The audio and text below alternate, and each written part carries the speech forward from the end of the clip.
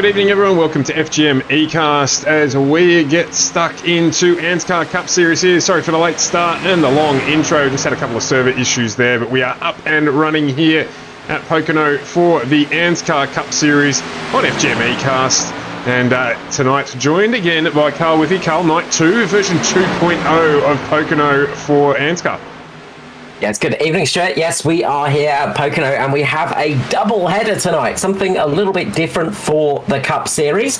So we have 2 races tonight rather than just the normal one. We're going to be running 2 40-lap races tonight, so a couple of pretty much sprint races here. Yeah, absolutely. Just looking at the time difference between this and last night, not a great deal, to be brutally honest. Only about a second between them at the moment. So we'll just quickly duck in and check the weather here and see track temperature about the same as last night as well. We saw some good long green flag periods last night at the start of this race. Got out to the first pit stop effectively when the caution period or the first caution period came out. So will we see that again tonight with these drivers? A lot of the drivers did run in last night's race as well to get that experience, shall we say, or that testing in. So expecting a good clean start to the run again tonight. Yeah, it should be a good race tonight, hopefully. A good couple of races, I should say, because we have got the 2 races tonight. So that's going to be a fun one to have, something a bit different for these drivers to get used to. So it's not the long game that we're used to here. It's going to be more about that short run pace and, well, getting a good run through it, because you're not going to be getting the sort of having to work out pit stops and things like that. You're literally just going to be running to your pace and trying to keep in the lead and keep this one going. So a lot of familiar faces in here tonight that we've seen a few times. One to watch out for tonight is going to be Jake Maloney. We saw him last night out at Pocono. We know it's one of his favourite tracks and we know he's quick. So keep an eye on the 29 tonight of Jake Maloney. So a few interesting things to keep an eye out here for tonight. Unfortunately, championship results still not updated as we are waiting on the National Super Speedway to come up on Dan Lisa. So that should hopefully be all fixed by next week and we will have the full results ready for you then. Yeah, absolutely. So looking forward to catching up with everyone next week for all of that information. But tonight, as you say, have we got any limitations on tyre sets or anything like that tonight, given that we have got 2 sprint races? These tyre sets are actually limited to 3 sets tonight. So you're going to get the starting set and then you're only going to get 2 chances to change them during the race. So 1 less than normal. And that will be the same for both races, of course. So these guys, if there's a caution on, say, lap 12, you might want to stick out there, stay on the tyres. You may see a few people gambling coming in to swap the tyres as well.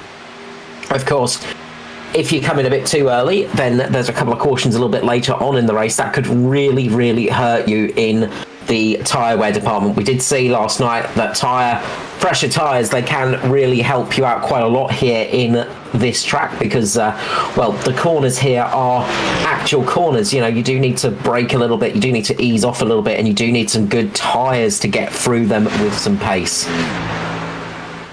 Indeed, indeed. So we're just waiting here to finish out this warm-up session and then we'll get into bringing you the results of qualifying, which should take place just before we got into the server here.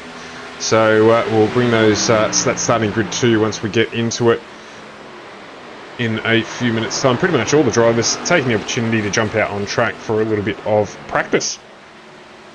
Yeah, that little bit of extra practice, just see how the track is holding up, of course, because, you know, it can drop a couple of degrees. Sometimes as you switch sessions as well, the grip levels will change a little bit too, because there won't be as much rubber on the track as there might have been in the qualifying session, or there might be a little bit more now, depending on how the server was set up. So drivers will usually pop out there just to see exactly what's happening, get their eye on the ball, just so that they know exactly what's going to happen on the start of this race.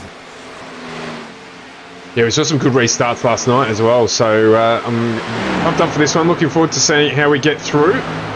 And some 4 wide action as well. So it was a really, really good race last night. Expecting to see similar stuff as well this evening. So do stick around. Again, apologies for the long introduction tonight to our stream. We sort of jumped the gun and then had the server issues after that. So better to leave it live than to cut it. So if you did stick around, thanks very much. And if you are joining as well, welcome to FGMeCast presenting the ANZCAR Cup Series. So, as Carl said, unusual one for us tonight. We're going to have two races, two 40-lap races. There is no reverse grid. Where you finish the first race is where you'll start the second one.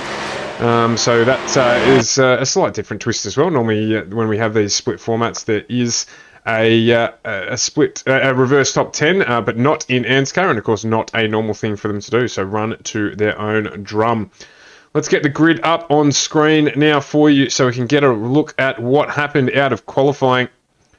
And out of qualifying, it was Philip Worley, I should say, my apologies, who took out pole position with Jason Martin next to him. No surprises there. Andrew Dyson, Josh Mickelmore off row 2. We've got Neil and Jaeger off row 3 with Foster and Gallagher off 4. We've got Danny G and Nigel Patton off 5 with Lachlan Urquio and Neil Pearson off row 6. As we flip over the page, it is Hardigan and Maloney off 7 with Trahair and Dortnack off 8. We've got Griffiths and Schultz off 9 with Otto and Phelps off 10.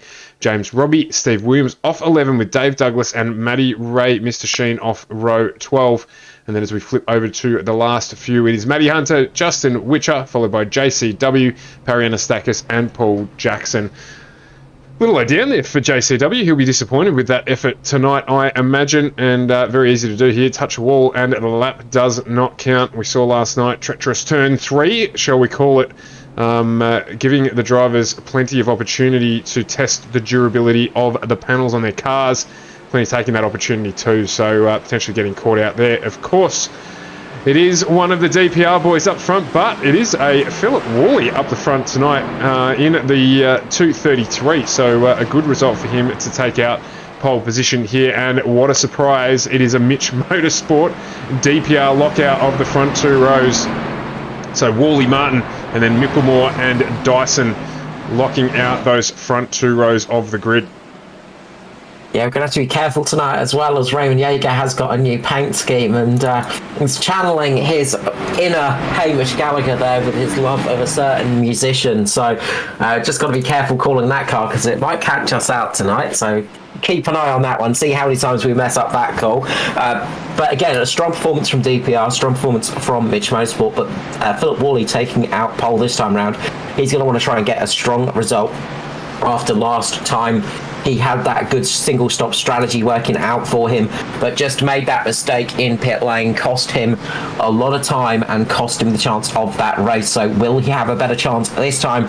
Got 2 chances this week, as we do have rounds 18 and 19. So you've got double your chances this week for getting that W next to your name.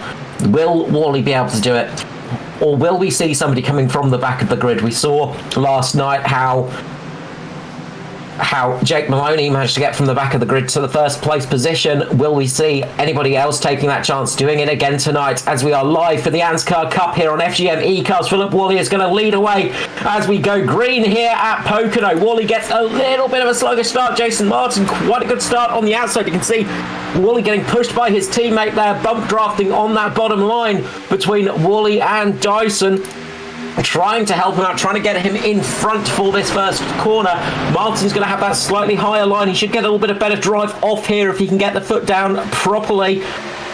But Worley will just about keep the lead for a second, and Martin does indeed get that better drive off. Martin takes the lead for the moment. Josh Mickelmore right behind him. The Mitch Motorsport car's getting some good run, and they're bringing along Barry Neal as well as Hamish Gallagher.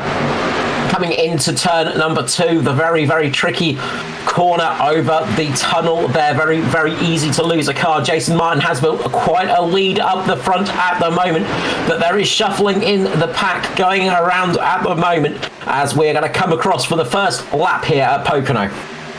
Absolutely, Andrew Dyson just dropping back a little bit there as well. So the DPR guys just not quite getting the start they would have hoped for there.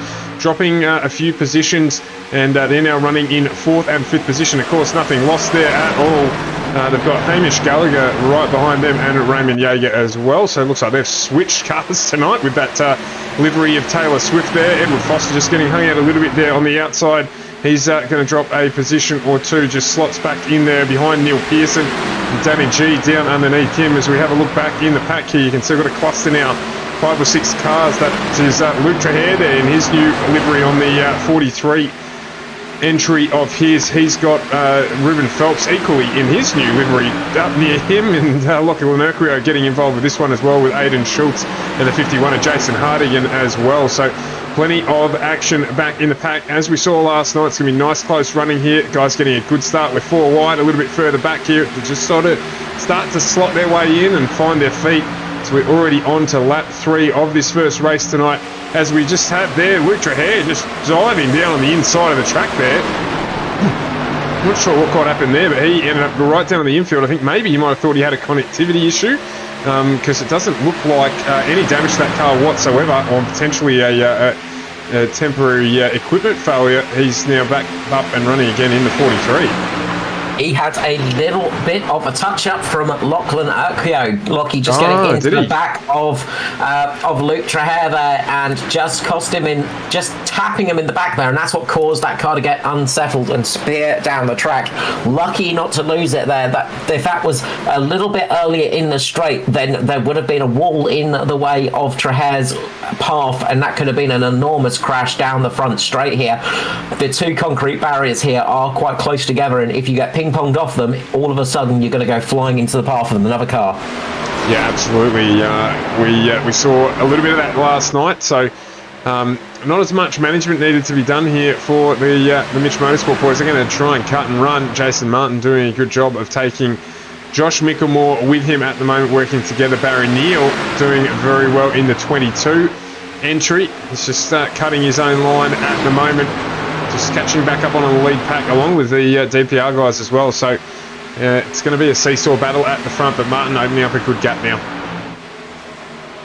Yeah, Martin has got a relatively good gap. It has closed a little bit though. Micklemore is closing a little bit. He had a bit more of a gap beforehand, but the cars are going to start settling down. The pace is going to start easing off a little bit, and the drivers are going to be driving a little bit with less gusto.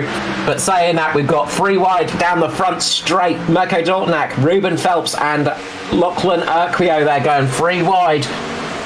Mirko managing to keep out in front with that one. Lockie and Phelps there side by side for the moment. Ruben Phelps going around the high line. He's going to get better drive off the corner here. We'll be able to just creep ahead of Lachlan. Lachlan's going to try for that side drop, and you can see Luke Traher there right next to Lockie now. And you've got to watch out for a little bit of payback sometimes if you've given a car a nudge a bit earlier in the race. Rubbing can be racing, and sometimes people don't forget that. Aidan Schultz just making his way past Lachlan Urquio now. Yeah, very much so. The racing here generally pretty clean. Lockie there just getting a little bit loose on corner entry as well. He had didn't quite catch who it was on his... Oh, there he goes. He hits the wall just as we're talking about it. So he got a little bit loose there. And there was Jason Hardigan behind him at that point in time, and then he's got loose again. Just got up, giving the wall a good clout as well. So that's going to affect the pace of the 42 entry of Lachlan Urquio for this run. Yeah, that's not going to help him at all. Hopefully he's not done any damage to the suspension of the car. Remember, finishing order in this race is how you start the next one. So you want to have a good race here and actually have a good finish, so you can actually get a good start in race number 2. And this is going to hurt Lockie quite a lot. He's going to drop down quite a few positions. Expect to see him starting to fall in the grasp of Scott Griffiths and Stephen Williams relatively soon as well. So he's going to start falling back. Sorry, Joshua Carroll-Walden even, and Justin Witcher. Justin Witcher and Joshua Carroll-Walden. So yeah, he's falling right to the back of the pack right now, and he's going to start falling down the order pretty quickly. But up the front, we have got the battle starting to heat up. Cars are starting to catch up a little bit to Jason Martin. You got Barry Neal up there. He's managed to slot himself in front of the DPR cars, who are just trying to work their way together. You can see Neil Pearson a little bit further in the background, just behind Raymond Yeager at the moment, and Hamish Gallagher. He's trying to get his way up there to slot in to get together with his teammates and try and get a bit of a DPR train going. Yeah, absolutely. And, tell you what, Hamish Gallagher would be wanting to jump up into the lead pack here as well and work with his Mitch Motorsport teammates. Jake Maloney at the moment just jogging on the spot. I think he's having a look at the battle up ahead of him here. He'll be managing his tyres a little bit, one would think. There's no point in leading at this point in time necessarily. And he's just quite happy there trundling around at the back of this lead pack. He's certainly keeping pace, maybe saving a little bit up in case this stays green for the full 40 laps. Yeah, saving a little bit of energy for the latter stages of the race can be a very good idea indeed. Just helps you out as the race goes on and as you get a little bit further into this session, of course. So I think he's just going to be sitting back there, just holding back, waiting for things to start shaking out, waiting for a few people to make mistakes as well, because it is a long race, and 40 laps around here, although it's a sort of the half distance out of normal, it's still a lot of laps to go around, and it's still very easy to make a mistake. As we got a big issue in the back, big crash. Yeah, in the background there, Luke Traher just looked like he just got into Aiden Schultz, got into him. We'll go back and obviously have a look at the replay of that one before I say too much, but just caught the top of it there while you were going through that, and it did look like Luke had a little bit of external assistance in rotating the 42 entry. So we'll just jump back and have a look at that quickly. Yeah, so we'll watch that here. So we just caught the tail end of that one. Aiden just up against the wall, but getting towards the back of Luke's car. So he sort of, I think he may have thought he had a little bit less room next to the wall than he did, and that's caught him out there, and that's caught Luke Traher out in the big crash. Jason Hartigan getting caught up in that one as well. Luke rolling the car over and getting into the front of James Robbie in the 41. James thankfully rolling him back onto his wheels. That sort of helped him out a little bit, but that is the end of Luke Traher's race one at least. So I've just gone back a little bit earlier here, so you can just see there. Yeah, in fact, just probably not too sure where the fault lies with that one. You said Hardigan there, just not quite able to get out of it either, so he's given a love tap to Traher there as well. And Traher, he goes down onto the infield and gives that wall a real good knock, and that sends him onto his lid. As you mentioned, there's the underside of a Cup car if you haven't seen one before, and then of course the 41, nowhere to go. James Robbie just gives the 43 a little bit of a helping hand to get back onto four wheels. And that is this race over for Luke Traher. He has pulled the pin, as has Aiden Schultz. Yeah, so big impact there between those two, unfortunately. And that's going to hurt them, but they do have another race to come back in. But this is going to be interesting time. Who's going to come into pit lane? Is anybody going to come into pit lane for this one? Or are they going to stick it out there?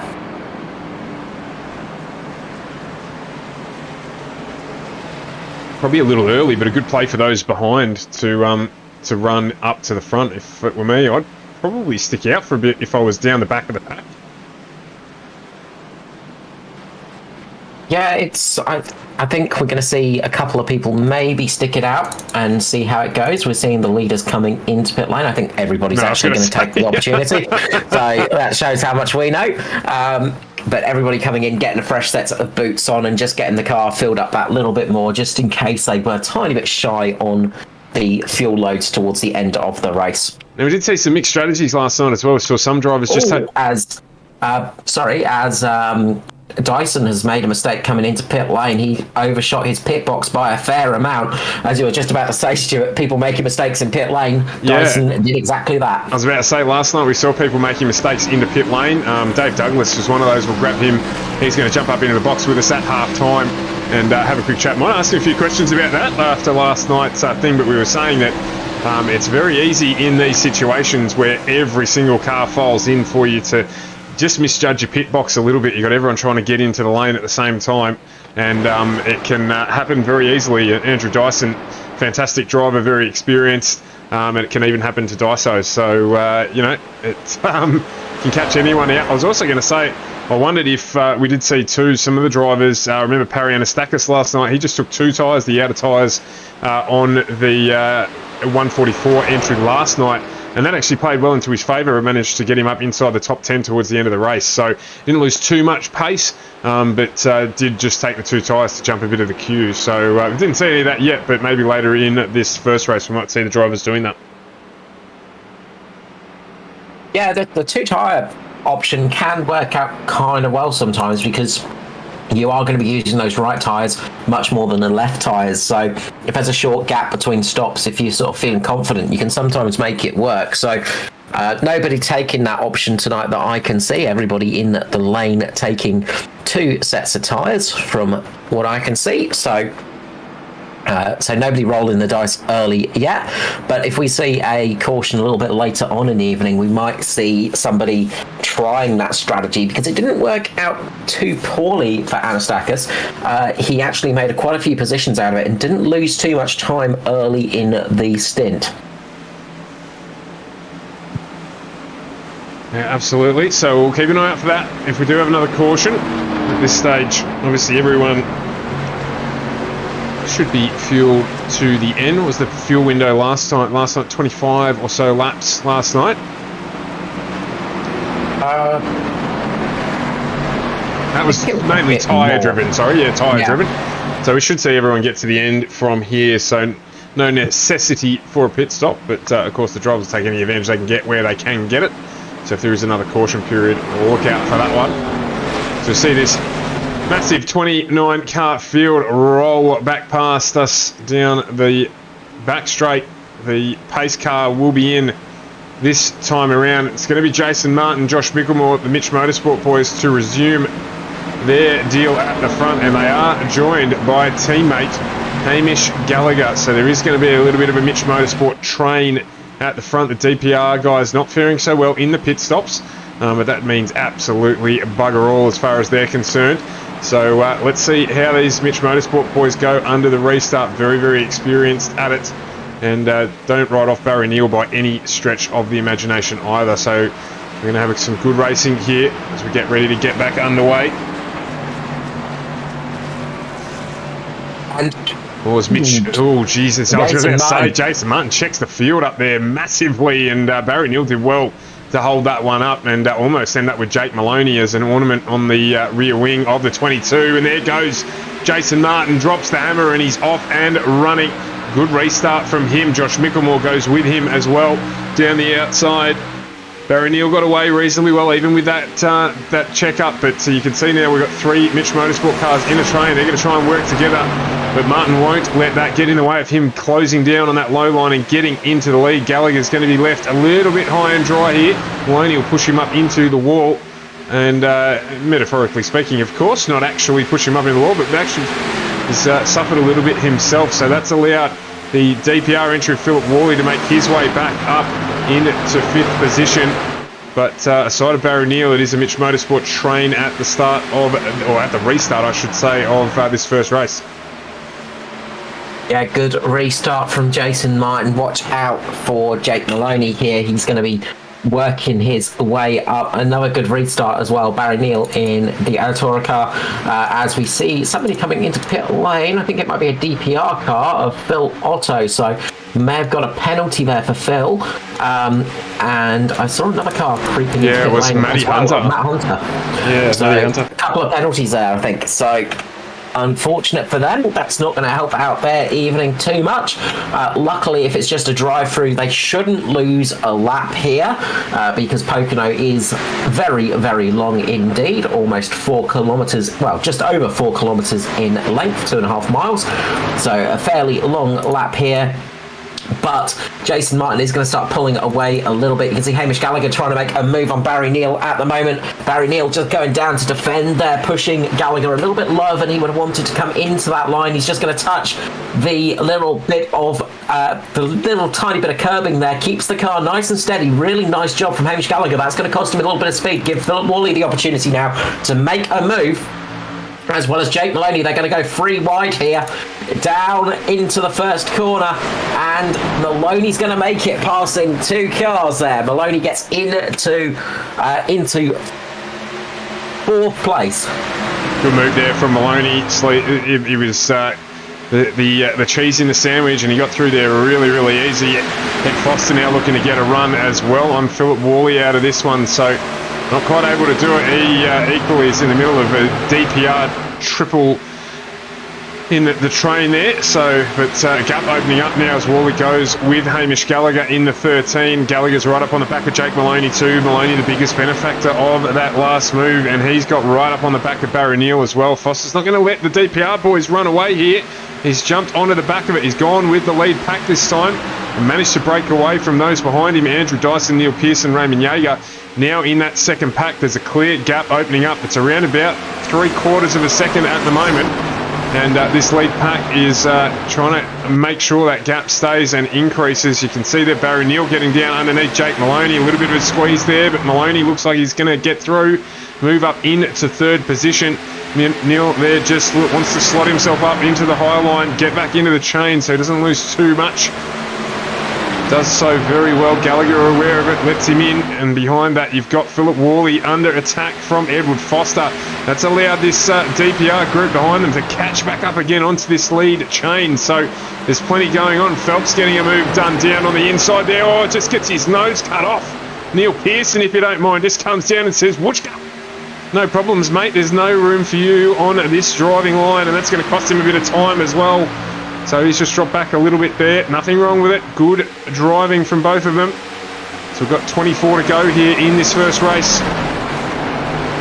And what that does, of course, what you see Ruben Phelps just dropping off a little bit of time is it just drops the aero off the front of the car. Of course, these Cup cars, they do have some aerodynamics to them. They do have some downforce to them. So when you have that aero just lifting off from you, all of a sudden you just start dropping back quite quickly. The front just loses the grip. You start scrubbing up the track a little bit and you have to lift off. So that is why we saw Ruben Phelps just drop right back there. But he's going to start catching back up again. And I am sure he will be wanting to pay Neil Pearson back for that one, just to give him a little bit of a, hey, you know, if you can do it to me, I can do it to you moment. Absolutely, as we're on the nose here of Andrew Dyson, just looking at how he's getting his business done. He's down 5 places at the moment from his qualifying position. He's got a good run here on Foster in the Natari Autosports 53 entry, and he's going to get the job done down the inside and move up 1 position. He's looking to take his teammate of Neil Pearson with him underneath Foster. Foster getting caught a little bit there, so it gives Pearson the run. He won't be happy with that at all if we know Ed as we do, so he'll be looking to make sure that that doesn't stick. He's got a good run. I'm not sure if he's going to be able to hold him out though, and he does indeed, so managing to hold that out there. Going to be looking to fight back for that position as well. Up over Andrew Dyson, Philip Worley in front of him. Still remains close at the front. Jason Martin now not having as much of it his way, with Josh Mickelmore closing back up onto the back of Martin. Maloney there just managing his race. And too surprised to see him make a challenge a little bit later on with about 10 laps to go here in this first one. He's the biggest mover in this top pack, up 11 positions so far. Justin Witcher is the biggest mover of the night so far. He's up 14 places, so he's having a good run from the back of the pack in the number 10, so and he's just about to make up another position as well over Raymond Yeager in the borrowed Taylor Swift livery there as well. A bit of damage to the back of Raymond's car is probably affecting him too.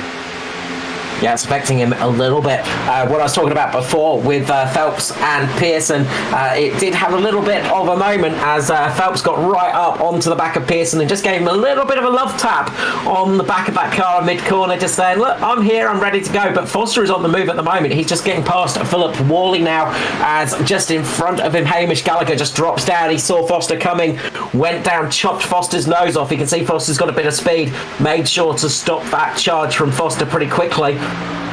But he has Barry Neal in front of him as well. So Hamish Gallagher's now defending and using the offensive as well. That's just a little bit further back. Ruben Phelps tries once again to get the move on Barry Neal. This is going to help Justin Witcher out. He's catching up, as well as Dave Douglas.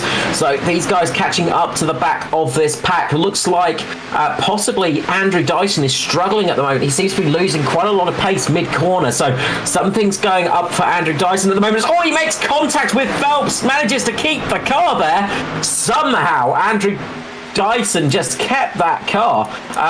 That was very nearly a big crash. Dyson absolutely sideways. Ruben Phelps going for the absolute dive bomb. That's dropped those guys off the pace completely. Everybody managed to save the car there, but that was almost a big accident. Yeah, Dyson doing really well there. His experience showing in other cars. He probably would have done that once or twice in a V8 supercar, I imagine, but he did really well there to catch the 041, because, of course, the complication is if he had been taken out there, he'd be starting the next race from the rear of the field. Doesn't want to do that. 10th position's much better than starting from 29th, and he'll be happy that he's got away with that one with almost no damage whatsoever to that 41. In fact, that 041 looks basically untouched. So lucky there for both drivers, and they battle on again. It has helped Dave Douglas, though. Douglas has gone past Phelps, and now he's up onto the back of Justin Witcher as well. In fact, my apologies, that is Stephen Williams in the 98, just in front of Douglas there. So again, Dyson, you can just see, he just struggles, as you say, with that turn in. Douglas goes right up on the back of him, and there's just nowhere to go because another DPR car just stuck down in the lower line there. Steve Williams helping out, but that's cost Williams some time. Douglas here should be able to cut the middle. Is he going to do it? Yeah, he does, moves down.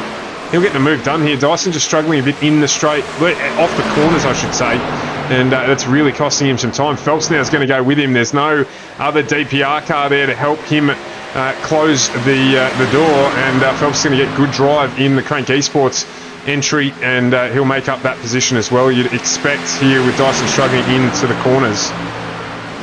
The guy that helped out most was Justin Witcher. It's given him some breathing room. He's catching up to the back of Neil Pearson at the moment, who is catching up to the back of the rest of the front pack, which is led by Jason Martin, Josh Mickelmore, Jake Maloney, Barry Neal and Hamish Gallagher in the top 5. Foster sitting on the back of this group as well now with Worley and Pearson. So this battle pack is starting to form up, and they're just going to start getting closer and closer, and then just start thinking about how they're going to make the move as this race goes on, how they're going to make the attack as the race goes on, and where they're going to make the move to try and get the win of this race if they can do it.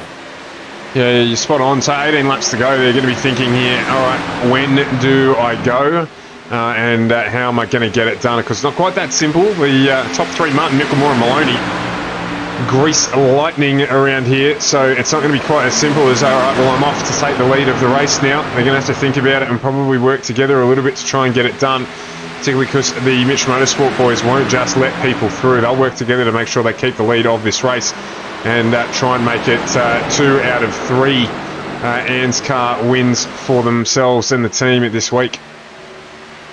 Yeah, they want to try and get sort of some good grand slams in their favour at the moment. As always, they like to get some good victories as a team, and they like everybody to do it. But right now, you see Josh Mickelmore making the move, and in synchronicity, Barry Neal making the move on Maloney.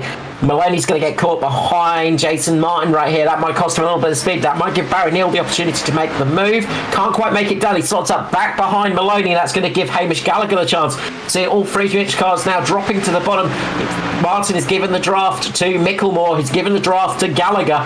Those 3 are going to try and get past, but what this has given is Jake Maloney the opportunity to get up into P2. He just held his line, kept up on that high line. He knows the high line is quicker at the moment on the exit. It's not the quickest way into the corner, but it's the quickest way out of it, and that's the important bit with these very long straights. Gives you a little bit of a better runoff, bit of better straight speed, and helps you out along this big long start-finish line. So Maloney is up into second. Next up, he has Jason Martin to battle up. Yeah, Barry Neal just getting hung out to dry here. He's going to lose 2 or 3 positions, and he's lost a spot to Foster. DPR boys looking to get in on the action like a bunch of vultures trying to pick at a carcass. They're going to jump up into the high line, and again, Neal's going to be held out of that. I reckon he's going to lose another 2 places here, and it's going to drop him back into 8th position as it does. So he had to have a go at it, and unfortunately it's cost him there. The benefit of having teammates in the race, there's nothing against it in the rules or whatsoever, and the Mitch Motorsport boys knew exactly what they were doing to try and protect that with the front 3. Of course, it didn't help Gallagher as much, with Maloney moving up a position on Josh Mickelmore too, but they're still there at the front. Jake Maloney, a solo pilot in a very much team affair with 16 laps to go at the moment. Yeah, Maloney's going to be thinking about how he's going to get this move done, where he wants to make the attack. Martin, meanwhile, is going to be thinking, I'm just going to keep the high line pretty much defended, I think, and just make it as hard as possible for Maloney to make the move. The thing is, you might see Josh Micklemore try and make a bit of a nibble on Maloney's lead as well, to try and make him defend a little bit harder, to give Jason the chance to get a little bit of breathing room here as well. So that's the joy of having some teammates in the battle, is you can actually play it out like that, but you do need the pace to do it. And at the moment, it's let's say Jake Maloney has the pace to keep up in front of them at the moment. Micklemore and Gallagher are struggling just to get that little bit close to him. They need to just get about another 10th of a second closer to Maloney to make it work at the moment.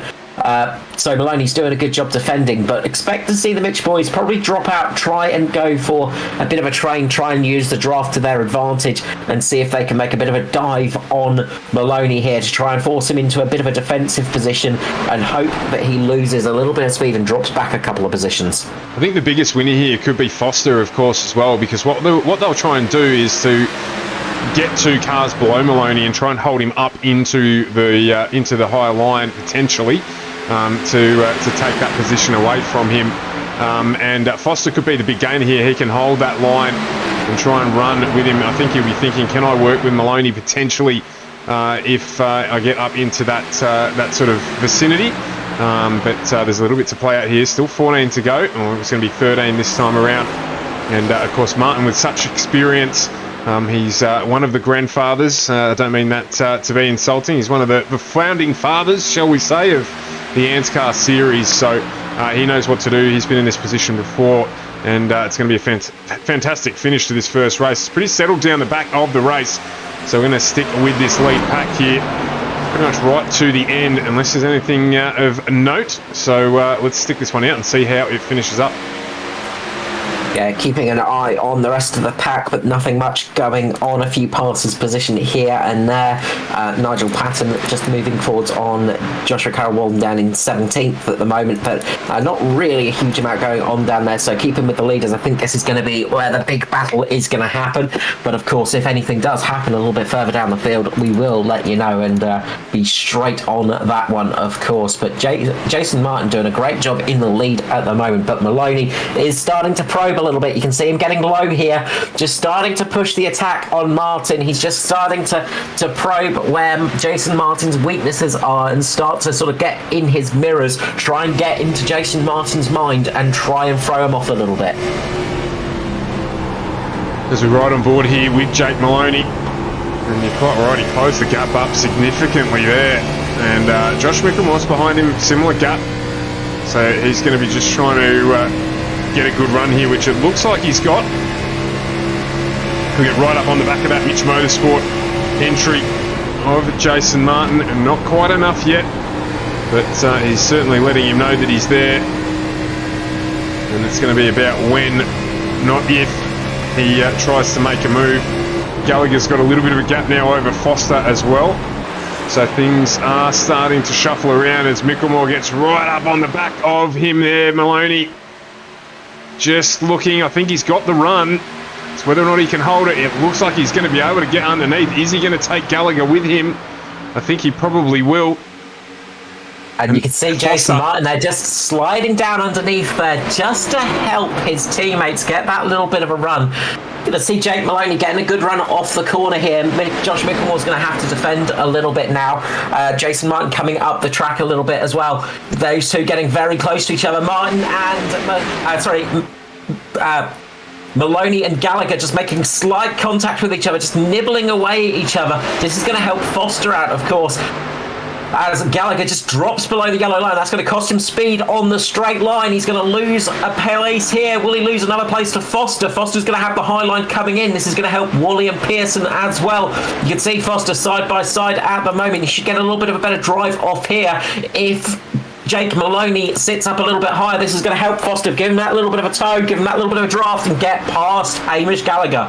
Nice move from Foster. That little bit of damage to the front of Hamish Gallagher's car looks to be hurting him a little bit. The two GPR cars now of Worley and Pearson are going to start the attack as well, and that's taken one bullet away from Mitch Motorsport. You can see now Maloney is starting to put the attack on Josh Micklemore as we have 9 laps to go. Micklemore has got Maloney all over the back of him at the moment, and Foster's just sitting there going, I'm happy to take this position from you guys as well if you want to keep fighting. Yeah, absolutely. So, I said it before, this actually works out well for Maloney and Foster because they'll work together if they can to try and make a change here at the front. It's in both of their interests to do it. Mitch Motorsport want to defend. Gallagher wants to get back up involved. We've got the two DPR boys of Worley and Pearson right behind who say we want to be involved in this as well. There's still 10 laps to go, fellas. We're here. We know what we're doing. We've been driving this for a while. As you can see there, Worley just trying to get down under, or for Worley, I should say, apologies for that, Philip, down underneath to make a move. Not quite able to get it done yet there, but this pack here is very close. Oh, as it gets a little bit loose from Maloney. I think he might have either got a little too close to Micklemore in front, or perhaps a little touch from Foster. He's held onto it well. No damage to either cars as they keep getting around here.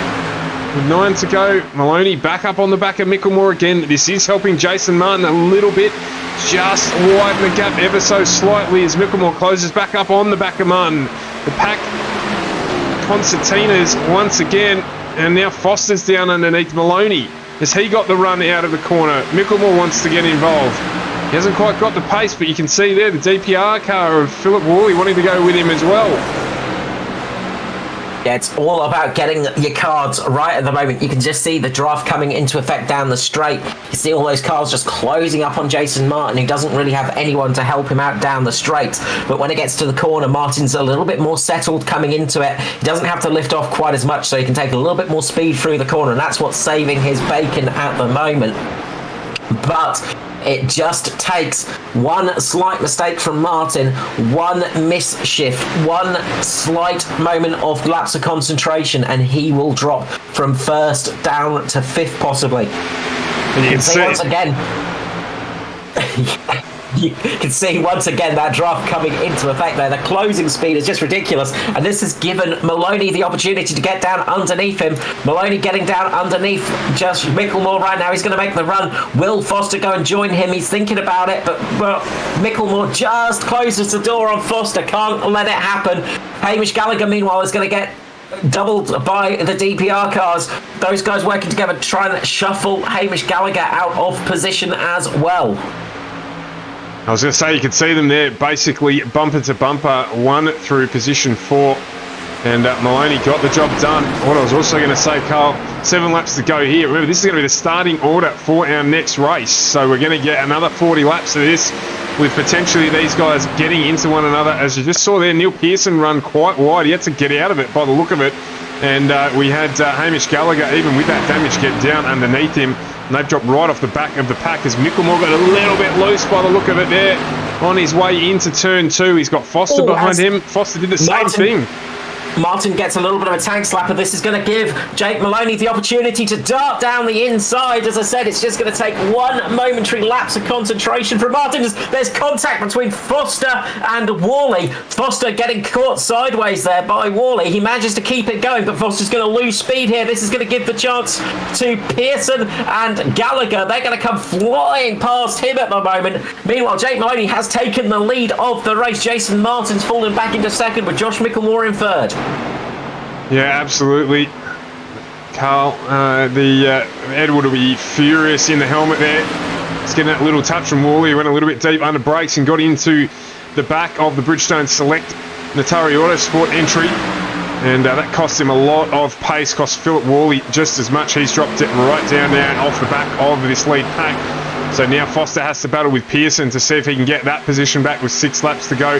Maloney here will try and check out at the front, but he's going to have the 2 Mitch Motorsport entries, the 21 of Jason Martin, the 31 of Josh Micklemore, who've led this race the whole way through. Try and get back up underneath him where they can. It's going to be a fascinating finish here. Maloney just sucks down to the inside, break the draft a little bit there where he can.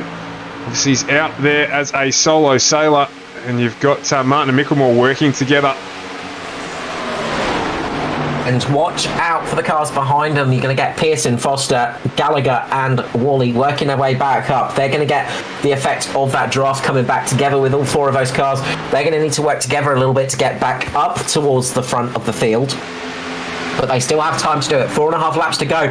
Martin's got a good run this time on Maloney. Can't quite make it work in the corner. Maloney just sitting that car perfectly for defence there, keeping it right in the middle of turn number 2. Which is what you want to do. Turn number 2 is not really a great passing zone. Your main option's going to be turn number 3. Maloney just losing a little bit of speed on the entry, but getting good run on the exit once more. Martin and Micklemore need to work this out to get Maloney on the slight lower line so they can get the higher line advantage this time round. You can see, again, Maloney trying to break the draft between those two cars. Martin and Micklemore now side by side racing with each other. This is going to give the cars behind that opportunity to close up, get that pack back together, and they'll soon close back up to Maloney if they can link themselves up and start getting that draft going. You can see that there, Micklemore just going with him, following him to the bottom of the track, and the gap from those behind has gone from 6/10 down to 2/10 now as we head into turn 2, and they're now right on the back of the Mitch Motorsport boys. You got there Neil Pearson getting down the inside. Jason Martin's copped it here. He's going to drop a spot, maybe 2. And even the 13 damage as it is of Hamish Gallagher's got back up onto this pack. Ed Foster down on the inside now. He's going to get under Martin. He's going to lose a little bit out here because he's not got the draft unless Pearson does that. Ducks down on the inside to give him a hand. It's going to play right into the Mitch Motorsport boys' palms as they get back together, and Foster's the loser out of that one. So Foster goes down now. He's down back into 6th position, but they are back together. Gallagher's going to get hung out to dry here a little bit. Ed Foster's going to try and work with Pearson where he can to get a move back up underneath Hamish Gallagher as Micklemore again follows Maloney down to that inside line. Haven't seen that before, Carl. We'll have a look at that after the race and have a little bit of a chat about that. I'm not sure how effective that will be, being that far off the back of the car, but I'm sure we can find out and get some opinions. But this not over by any stretch as Gallagher gets a little bit loose there as well, as does Martin again. And you've got Neil Pearson trying to find a way past the Mitch Motorsport boys, working together brilliantly to make their cars as wide as they possibly can, affecting everyone behind them. I tell you what, if it was a parking lot, there'd be a rude letter left on the windscreen of the cars, but it's not. So they're doing a wonderful job. You can see them just going all over the place down that front straight, trying to break the draft, trying to catch the draft. They're doing all they can. The draft is effective from around about a second. You can start getting that draft picking up, of course. So Josh Micklemore will still get a little bit of draft from Maloney jumping down there. That's why he's following him at the moment, just to get that little bit of a break in the air. Obviously, the closer you are, the better it is, but he still gets a little bit of an advantage from that because the air will be a little bit more, it will be a little bit less draggy for him, so he will get a little bit of pace advantage. At the moment though, Maloney's got around about 0.8 of a second lead as we're going to come around for the white flag lap. These guys really need to start working together to catch up to Maloney, because otherwise he's going to run away with this victory. Meanwhile, the battle is still going on behind him as Foster and Pearson just getting so close to each other. Worley there as well. Those three cars are battling it out very hard at the moment, but Worley is getting a good run at the moment on Foster. Pearson's got down on the inside. Foster's going to have the outside line here. Foster should have a little bit of a better run off the corner. But you're going to see the other DPR car try and go up around him, but Foster should get the run off the corner here. Very, very close there. Just a cigarette paper between Neil Pearson and Edward Foster. But Foster hangs onto it for now. He's going to want to try and keep that high line to make this one work. As Jake Maloney comes through turn 2 for the last time for this first race. Josh Micklemore is trying to close up time, but there's still half a second between them. The battle is going to be between the DPR cars, I think, for this final spot. We might get a very good draft out the corner, but it looks like Maloney is going to take this one as he comes up to the line for the last time. Micklemore trying to get that draft working, but can't quite do it. Maloney crosses the line in first place. Micklemore second. Gallagher in third. Jason Martin fourth. Foster in fifth. 6th for Neil Pearson. Worley was in P7, Barry Neal in P8, Dave Douglas P9, and Danny G in P10. Wow. And there's absolutely no doubt why this is the top tier of Australian oval track racing. That was, I have no idea how many laps that was, to be brutally honest. I think we were calling this battle up the front here for probably the last 23 laps, and it was nose to tail the whole way around. Great driving from all of the drivers inside that top 7 battle that we saw. It was nice and close. Barry Neal gets a notable mention as well. He was well and truly involved in that for a majority of that race as well. And then we just have what a great finish there between the teams, the drivers in Mitch Motorsport and Mickelmore, Gallagher and Martin doing a ripping job just to try and work together to get back up and give Jake Maloney some reason to drop the pace. At the end of the day, taking nothing away from Jake Maloney, a small mistake, and that's all it takes is a small mistake from Jason Martin, meant that he dropped that position, and Jake Maloney ran away with the win from there. So what a cracking drive from all of those guys. Pearson and Worley in the DPR entries, battling with Foster hard. They got back up onto the lead pack as well. Just not a lot they could give to get past Jake Maloney. So a cracking race from all those drivers. Yeah, absolutely brilliant job there. That was some fantastic battling, and not to mention the battles that was going on down the pack as well. There was such a tight finish from P15 to P20. There was barely anything between those guys. Unfortunately, we're too busy covering the front of the fight to see that race, but Nigel Patton, Raymond Yeager, Ruben Phelps, Lachlan Urquio, and Josh Mickelmore with Parianastakis there. Those guys were nose to tail across the finish line. Absolutely brilliant racing there from all the drivers. That was one heck of a race, and we get to do it all again in a couple of minutes. Yeah, absolutely. I was just about to say and mention there, we've got that finishing order is the starting order. We've actually got the drivers. We'll quickly just drag them into the room here and say hello to them.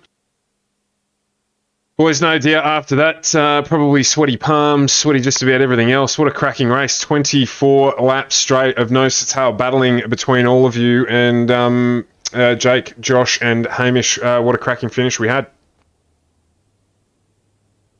Yeah, absolutely. That was, tough race there, a lot of fun. It was quite a bit of a chess game, that one, with the way the draft was, and I knew I was in a pretty tough spot racing 3 teammates lined up.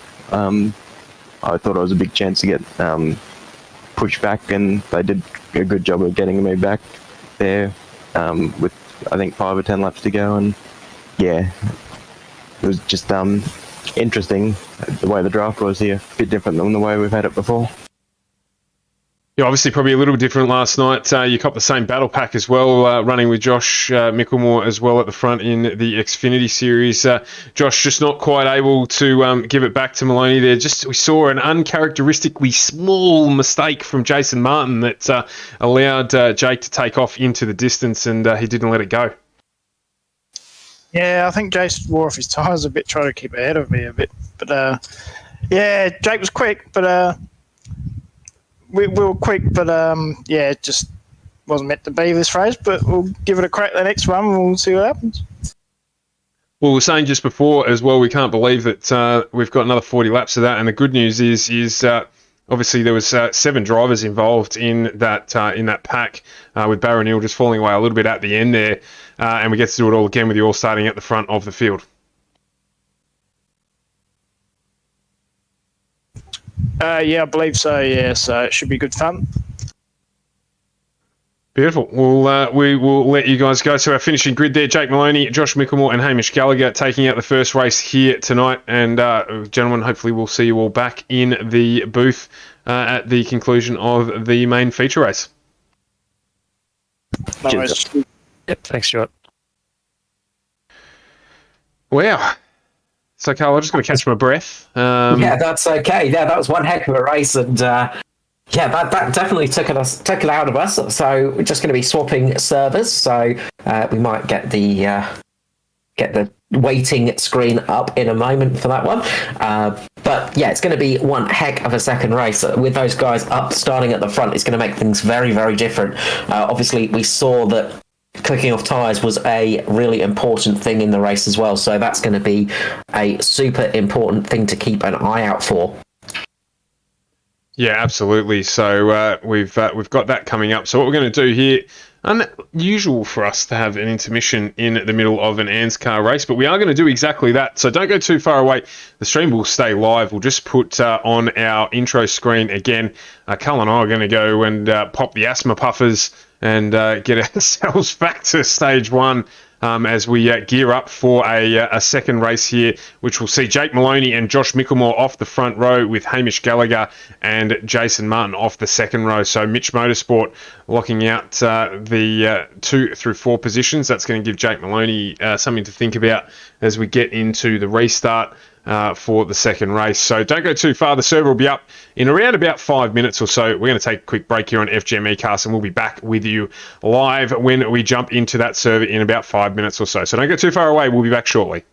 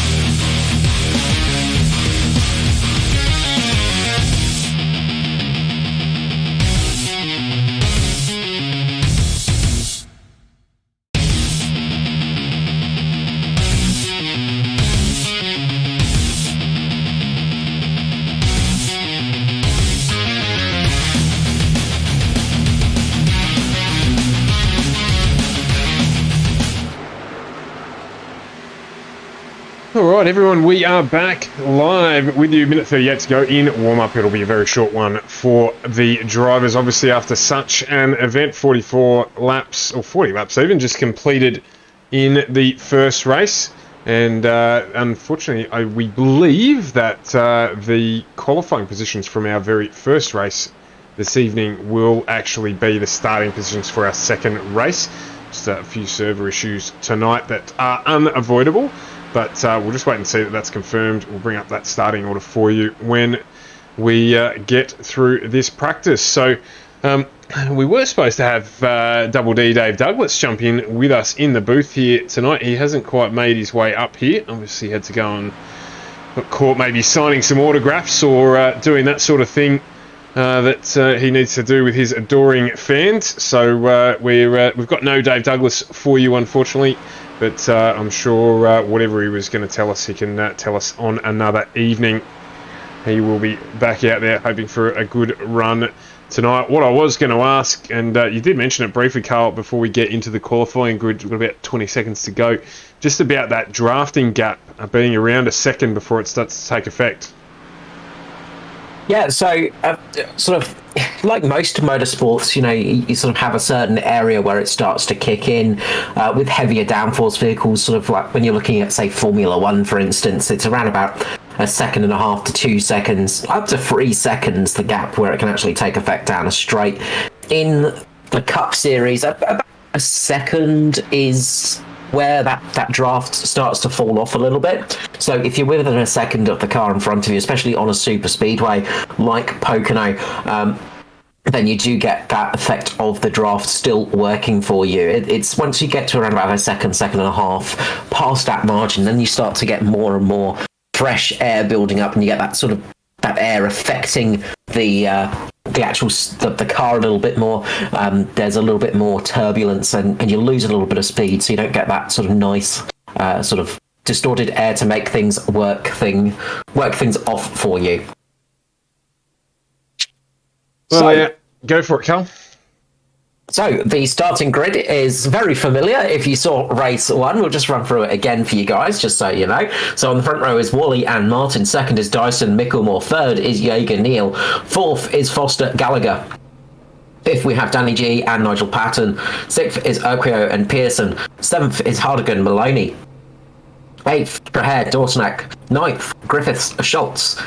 10th is Otto Phelps. 11th, Robbie Williams. 12th for Douglas Raymond.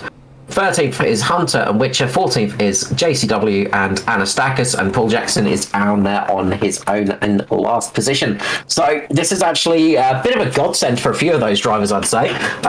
Not so much for those drivers that worked their way up through the field. So the drivers that got caught out in incidents, this is going to help them out a little bit for sure. But some of those drivers will be a little bit hurt about this one because they did work their way up through the field nicely. Yeah, look, and to be honest, the only thing I'm disappointed about more than anything is that we're not going to get to start off with that big battle pack that we had at the conclusion of the last race. But be that as it may, what it does is returns Andrew Dyson, who we know is very, very capable, up to the front of the field.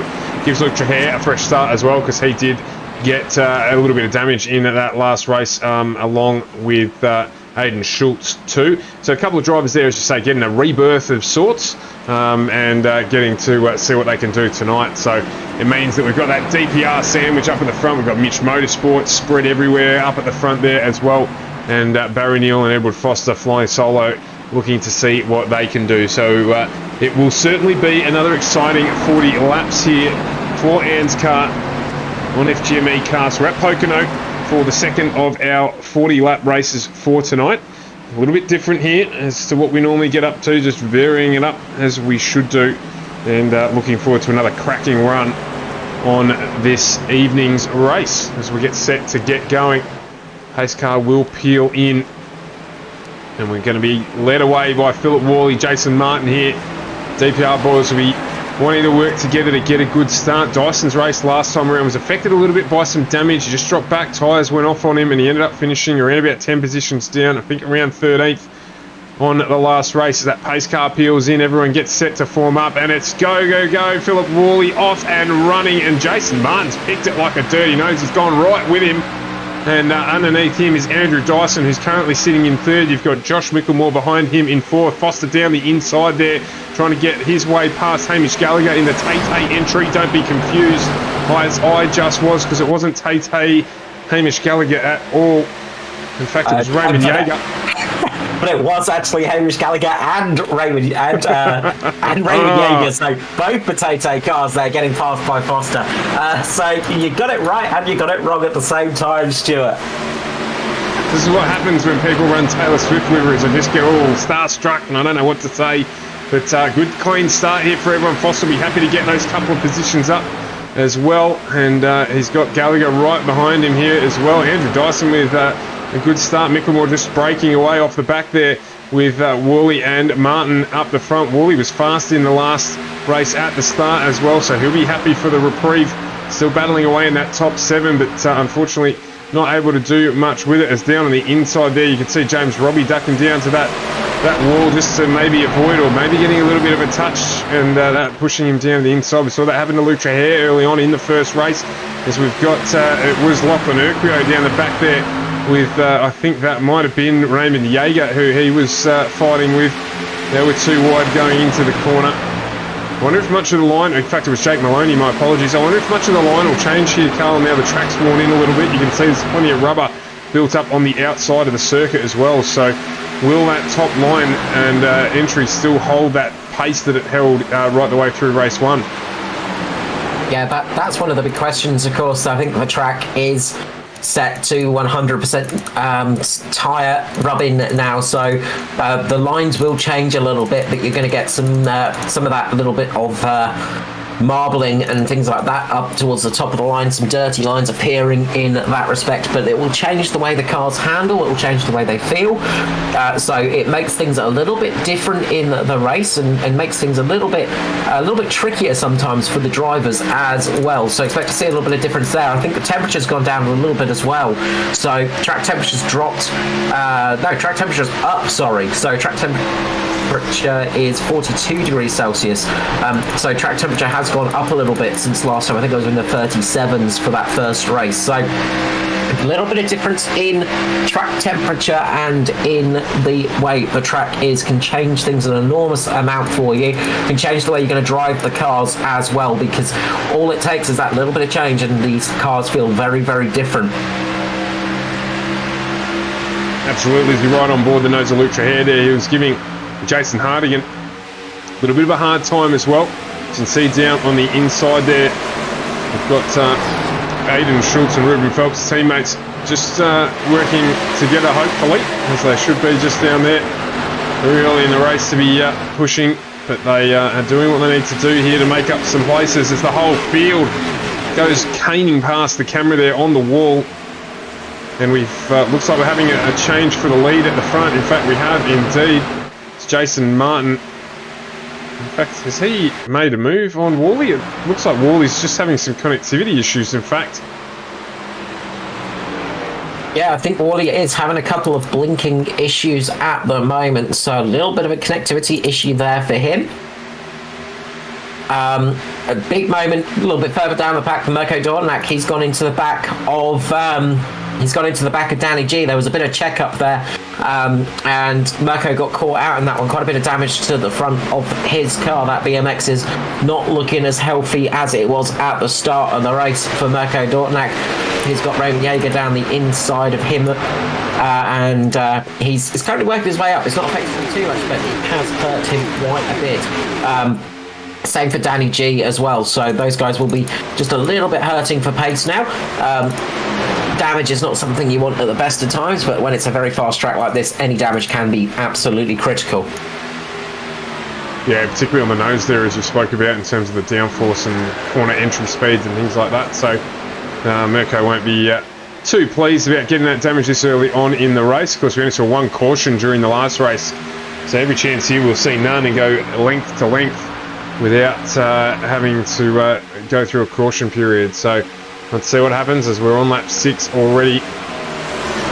of 40. Expect to see a caution now that the curse has been thrown.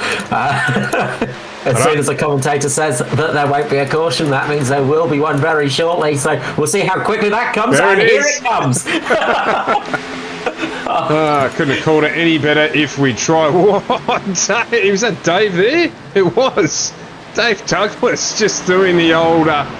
geez, what would you call that? Look, probably like... I don't know what to call it. Jump on board with Dave there. He A did thunder moment there for Dave Douglas. Just absolutely. closing his eyes and going through the smoke there. So just watching that one, it was JCW, I think, into the back of Justin Witcher, maybe. So that's where that one's come. So Witcher and JCW making contact with each other. And that one has...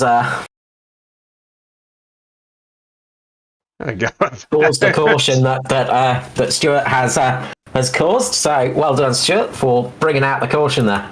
You should know me by now, Carl. We've been working together for long enough to know I don't mind getting a caution involved here or there where I can contribute. So that's what's happened there. And Dave Douglas doing a great job to avoid that as well. We'll go back and have a look at the actual incident itself from the outside. Let's have a look here. Jump on board. And just... camera's just changed angles on me there right at the wrong time, so you can see it off down in the distance there. If you look hard enough and squint, you'll probably see what was going on. But yeah, the camera angle there not doing me any favours. But you can see there the big damage to the front of the JCW FGMeCast entry, if you don't mind. There's a lot of damage to the front of that one, and of course the 5 of Scott Griffiths with damage as well. Yeah, so it looked like Justin Witcher just got loose mid-corner and ran up into JCW there in turn 1. So that was a big accident there, and that's 3 cars very much going to be struggling to finish this race now. Yeah, absolutely. You'd figure those guys are going to probably just jump into pit lane and pull the key out the ignition on those cars. So the drivers come into pit lane. Jason Martin trying to get a little bit closer. He jumps up into the high line there and just gets a little bit closer to Philip Worley there coming into pit lane and just tries to get a little bit of an advantage. Now, will we see chaos once again for the pit stops? We've seen it a few times at Pocono where it has been a little bit problematic. Will everybody get their pit stops working tonight? That's the big question. So you got it right, Carl. You called it just about as or after everyone had already stopped, and that doesn't put the mocks on everyone. As we see them all start making their way out of pit lane now. Tell you what, Edward Foster, what's he done? Done something real special. He's jumped around about 8 positions there to get up into the lead of the race on the exit of pit lane. So he's stopped there 9.8 seconds. So no tyres, most certainly for Ed. He might have only taken 2. That's around about the time we saw last night for 2 tyres in the splash and dash. So maybe if you can just have a check back on that, Carl, as you see there, JCW. Sorry, my apologies. That was Hardigan there coming out of pit lane as well. Just trying to see if we've lost any of the drivers out of that one. I think we may well have between Griffith, Switcher and JCW. What did you find out about the pit stop there, Carl? Just 2 for Ed? So 2 for Ed Foster, for Ruben Phelps, Aidan Schultz, and for Paul Jackson. They just gambling on the 2 sets, the right side tyres, whereas everybody else has gone for all 4. So we have 4 cars out there on 2 sets of fresh tyres. So they're doing the Anastakis gamble, seeing if it pays off for them. It's going to pay off well for Foster because he's going to jump up a fair few positions, get in the lead of the race. Ruben Phelps as well, he's gained 14 positions. He's up into P6. Aidan Schultz up into P7. Paul Jackson for 16 positions up into 13th position. So those guys have really managed to gain quite a lot of track position with that stop. But will it affect them too much as the race goes on? Because they've got a long way to go. 32 laps remaining on those tyres now. Those inside tyres don't get worn quite as quickly. It's those outside tyres that get eaten up quite quickly, of course. But it's not going to help them come towards the latter stages of the race. Yeah, he's going to be hoping that there's another caution. I don't think it's going to damage him too far here. I like the call, actually, from them. I think it's a good gamble. We're only 6 laps in before the caution came out, so not a bad time if you're going to roll with it. and they weren't leading, weren't having to push too hard at the start either. So we'll see how this plays out. Foster, of course, very, very experienced, kind of like Jason Martin right behind him. So he wouldn't have rolled the dice on this one if he didn't think there was going to be an advantage to get out of it. Gets him up to the front. He gets to control the restart and hopefully get a little bit of a margin. Maybe wish for another caution period a little later on in the race. Yeah, that's it. It's a big gamble because they're going to have to run the rest of the race on those tyres. I mean, I'd expect to see more people take that risk a bit later on in the race, of course, when there's less laps to use. But yeah, an interesting choice. The other thing it does is it gives Foster the opportunity to save a set of tyres. Of course, they've only got 3 sets of tyres, so they effectively have tyres for 2 stops. So Foster will have a fresh set of inner tyres for himself, an extra set of fresh inner tyres, of course, but being that this track generally eats the right side rather than the left side, that's not going to help him too much. But you never know how things can go. Motorsport has given us some interesting things in the past. It can throw up some strange things in happening, so we'll see what happens there. But what this has done is given Foster track position up the front of the pack. He's going to lead away for the restart on lap number 9 here at Pocono for the ANZCAR Cup Series. It's Foster in the Atari Autosport car with Philip Woolley on the outside. Foster launches the car away, gets a good restart there. Got to be careful when you're on fresh tyres on the outside, older tyres on the inside, not to spin it up too much because the car can get a little bit wobbly at the first, just because you're on 2 separate tyre types. But Foster does get a good start there, leads away and has got the lead of this race. Yeah, no surprises there from Foster. Experienced enough to know, dare I say, I won't say it actually, because he'll probably come and find me if I do. So we'll just keep on with this one. Good restart from everyone is a bit of a checkup. Yeah. Contact there for Josh Micklemore and one of the crank cars. That was Ruben Phelps. Ruben Phelps getting into the back of Josh Micklemore there. Micklemore managing to hold it, but I think Ruben just got caught out a little bit with braking. He was expecting a little bit more grip in the corner. He, of course, only took right side tyres as well, so I think he might have got caught out a little bit on his stopping power there. But Micklemore just holding that car perfectly, keeping it in a great spot. What this does do is it helps Foster a tiny bit because of that checkup. And once again, Dyson just getting mobbed here. Somebody unsuspecting in a flash mob in the middle of Tiananmen Square there. Look at him there, he's just dropping back. He's now down 10 positions again.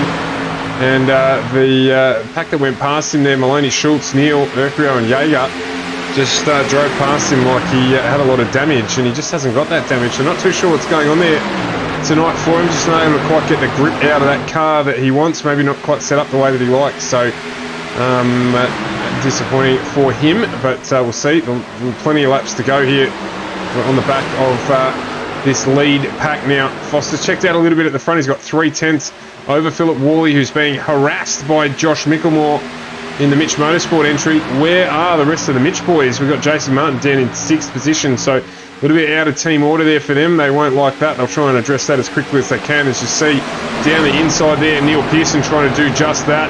Philip Woolley gets up into the high line, so Pearson and Woolley are going to join up. Josh Micklemore here is going to get a good run. He's probably going to be able to hold out Neil Pearson back down the straight. He does just that. Ed Foster's defending a little bit as well from Woolley. We got a good run, but this is working out all right so far. Martin down the inside of Ruben Phelps. He's going to get that job done, you would say.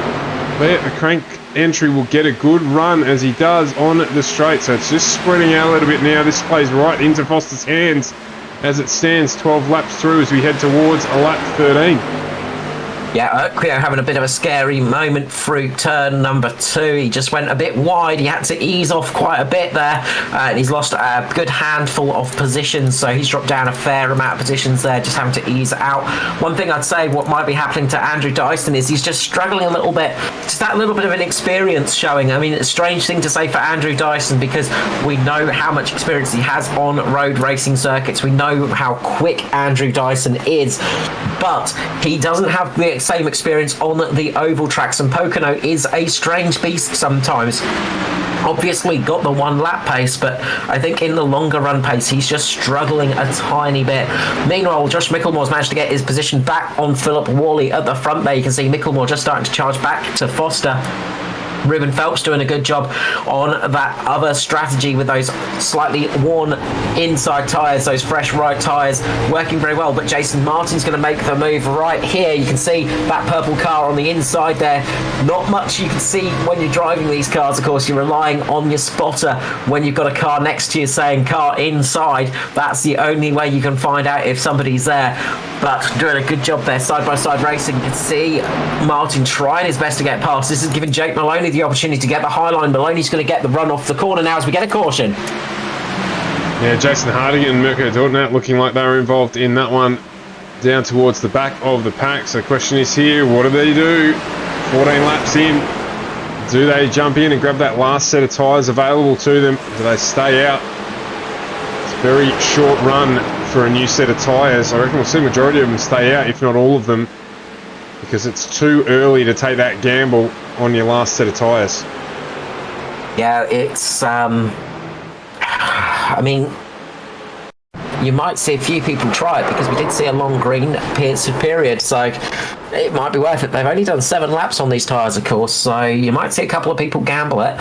Just with that crash there, you can see a bit of a weird one, in all honesty. It looks like Jason Hardigan in the 51 just didn't realise Mirko was that close, and he's just come down and just gone into the side of Mirko, and that's caught Parry Anastakis unaware as well. Parry Anastakis going into the back there, catching the rear of Mirko Dornak. Big impact for that car.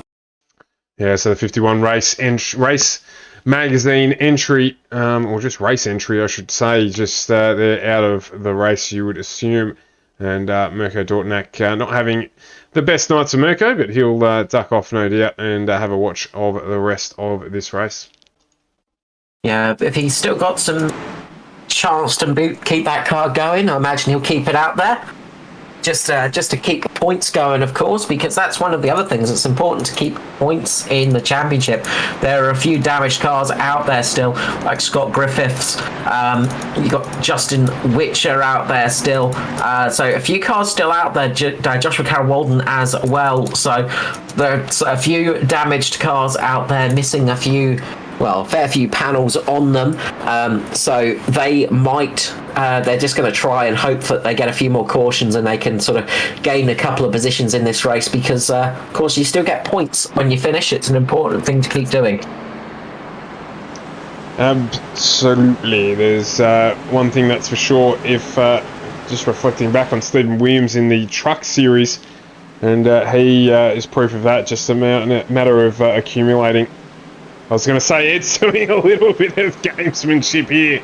He's trying to duck down onto the inside there to tell people he's going down pit lane. Just pulls out at the last minute. I don't think Josh Micklemore was ever going to fall for that, nor Philip Worley or Neil Pearson behind, but I love the idea of it. Just trying he left it very late there. He was... So he was definitely seeing what people would do. Dave Douglas has come into pit lane, so he's going to roll the dice a little bit here and see how it goes. So Dave going to get a little bit of a top up of fuel, change those tyres and go out there. So he's going to have some fresh tyres. So we've got Mirko Dortnak, Scott Griffith, Dave Douglas, Joshua Carroll-Walden, Parry Anastakis, Jason Hardigan and Justin Witcher coming in. All those other guys coming in to repair damage. Dave Douglas is coming in for fresh tyres. So watch out for Dave here.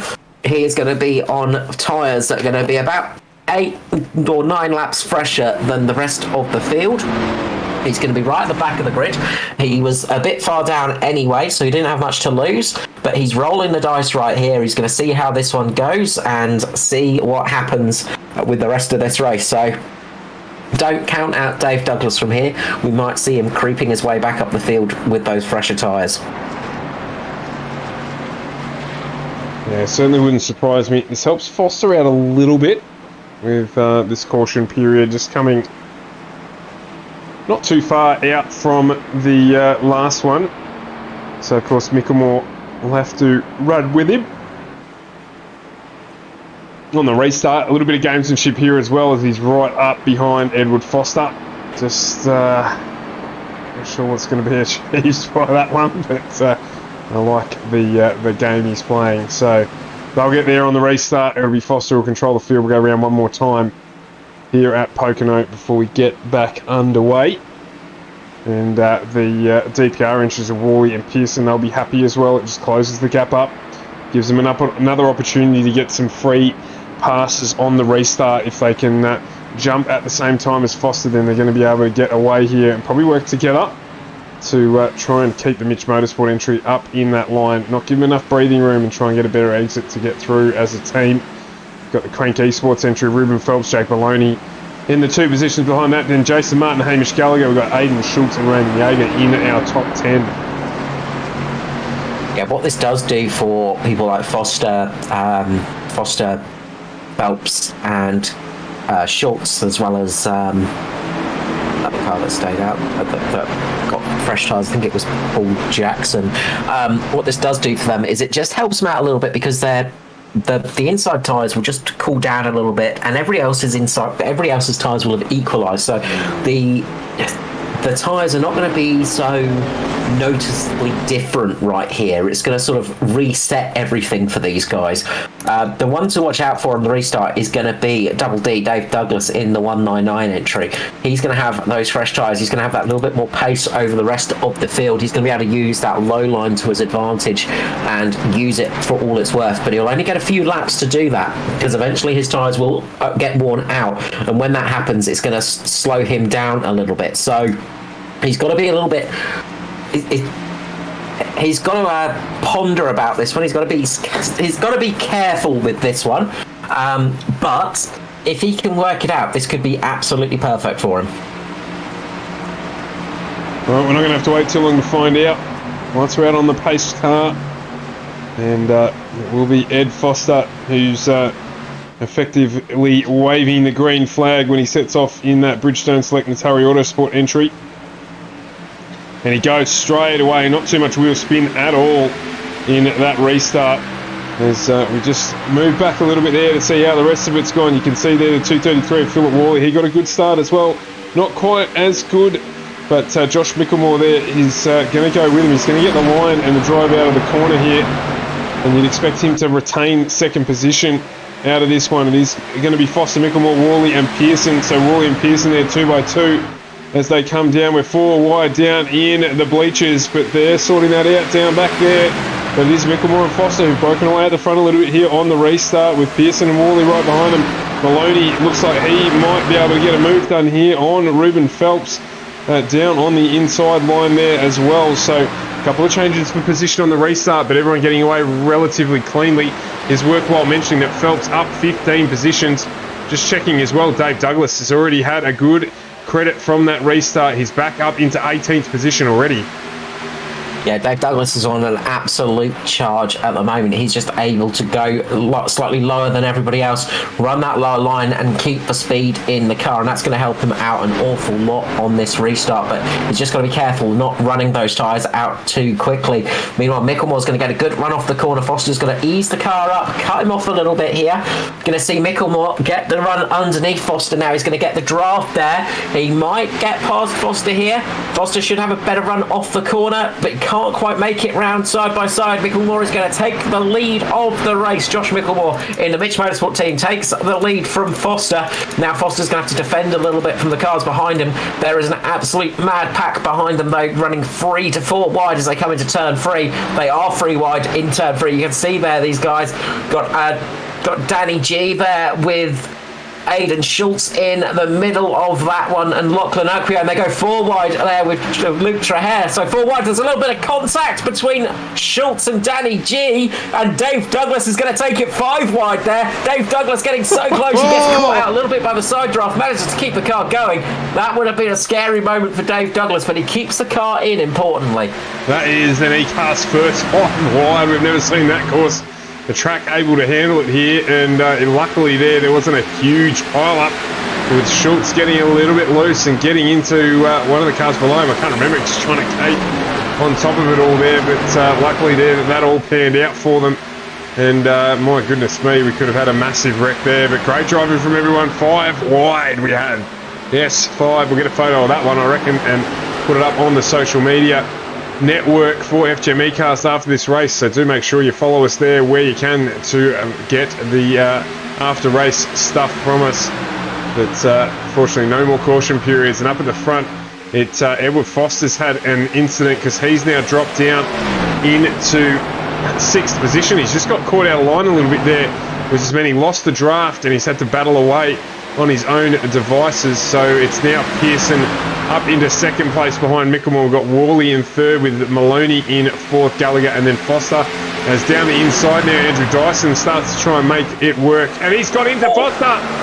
Or I should say Foster's turned down, maybe didn't quite see him there. That's our next caution. And Martin there cops some damage. Foster trying to get down out of the racing line. We'll have to unwrap that one a little bit there. But Foster's copped some damage on the front of the Natari Autosport entry. He won't be happy. No, that's a big moment for Foster. Not a huge amount of damage. But that's a big moment there for those two, and Jason Martin getting caught up in that one. He was the really unfortunate one. Person this is going to hurt, it's probably going to be Dave Douglas, as he's got those fresh tyres on and hasn't really got any others to change. We're going to see the rest of the field coming in for those fresh tyres right now. But yeah, that was a big incident. Could have been a lot worse. Those cars haven't got too much damage to them, but that was a unfortunate incident there. But when you're racing that close, that kind of thing does happen.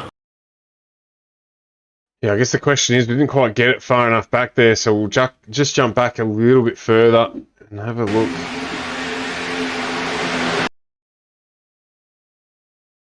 So it's just it's a very much a racing incident almost. Dyson just comes up a little bit and touches the back of Foster, just running a little bit too close there for Dyson, and just catches the side of Foster, and that just spins him around there. Foster almost gets spun back in the right direction, can't quite get the car saved in time, and goes up into Jason Martin there. So really close there. That was an unfortunate little incident, and good job from the rest of the cars behind. There was almost a mighty smash there. You can see those cars all just checking up, but everybody getting on the brakes quite well there and almost avoiding the incidents. Very close there. You can see from Raymond Yeager, from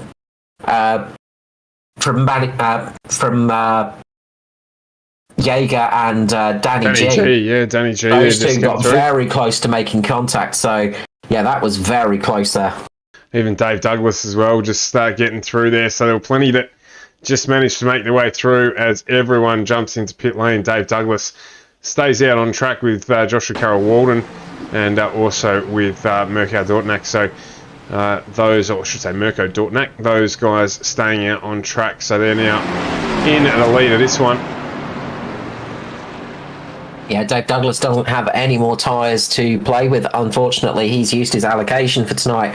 So he was hoping that this one would remain green for the rest of the night. So he's on tyres that are a good 7 laps old now. It's not the end of his night. As we've seen, tyre degradation isn't super bad. But it's going to be interesting here. Did anyone decide to just take single tyres? I'm just having a bit of a look through. I think Nigel Patton might have been the only driver to decide to take one set of tyres.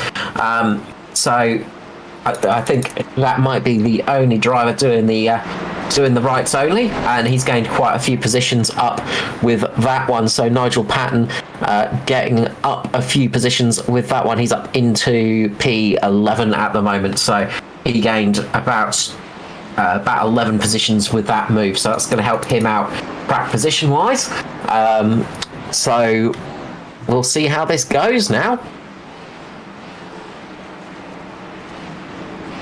Well, no one has gone and seen Robin, who's working in the infield care centre so far this evening. So she's had a very quiet night as a nurse. The instance, I thought maybe Luke Trahere might have ducked in there after ending up on his lead in race 1, but no go.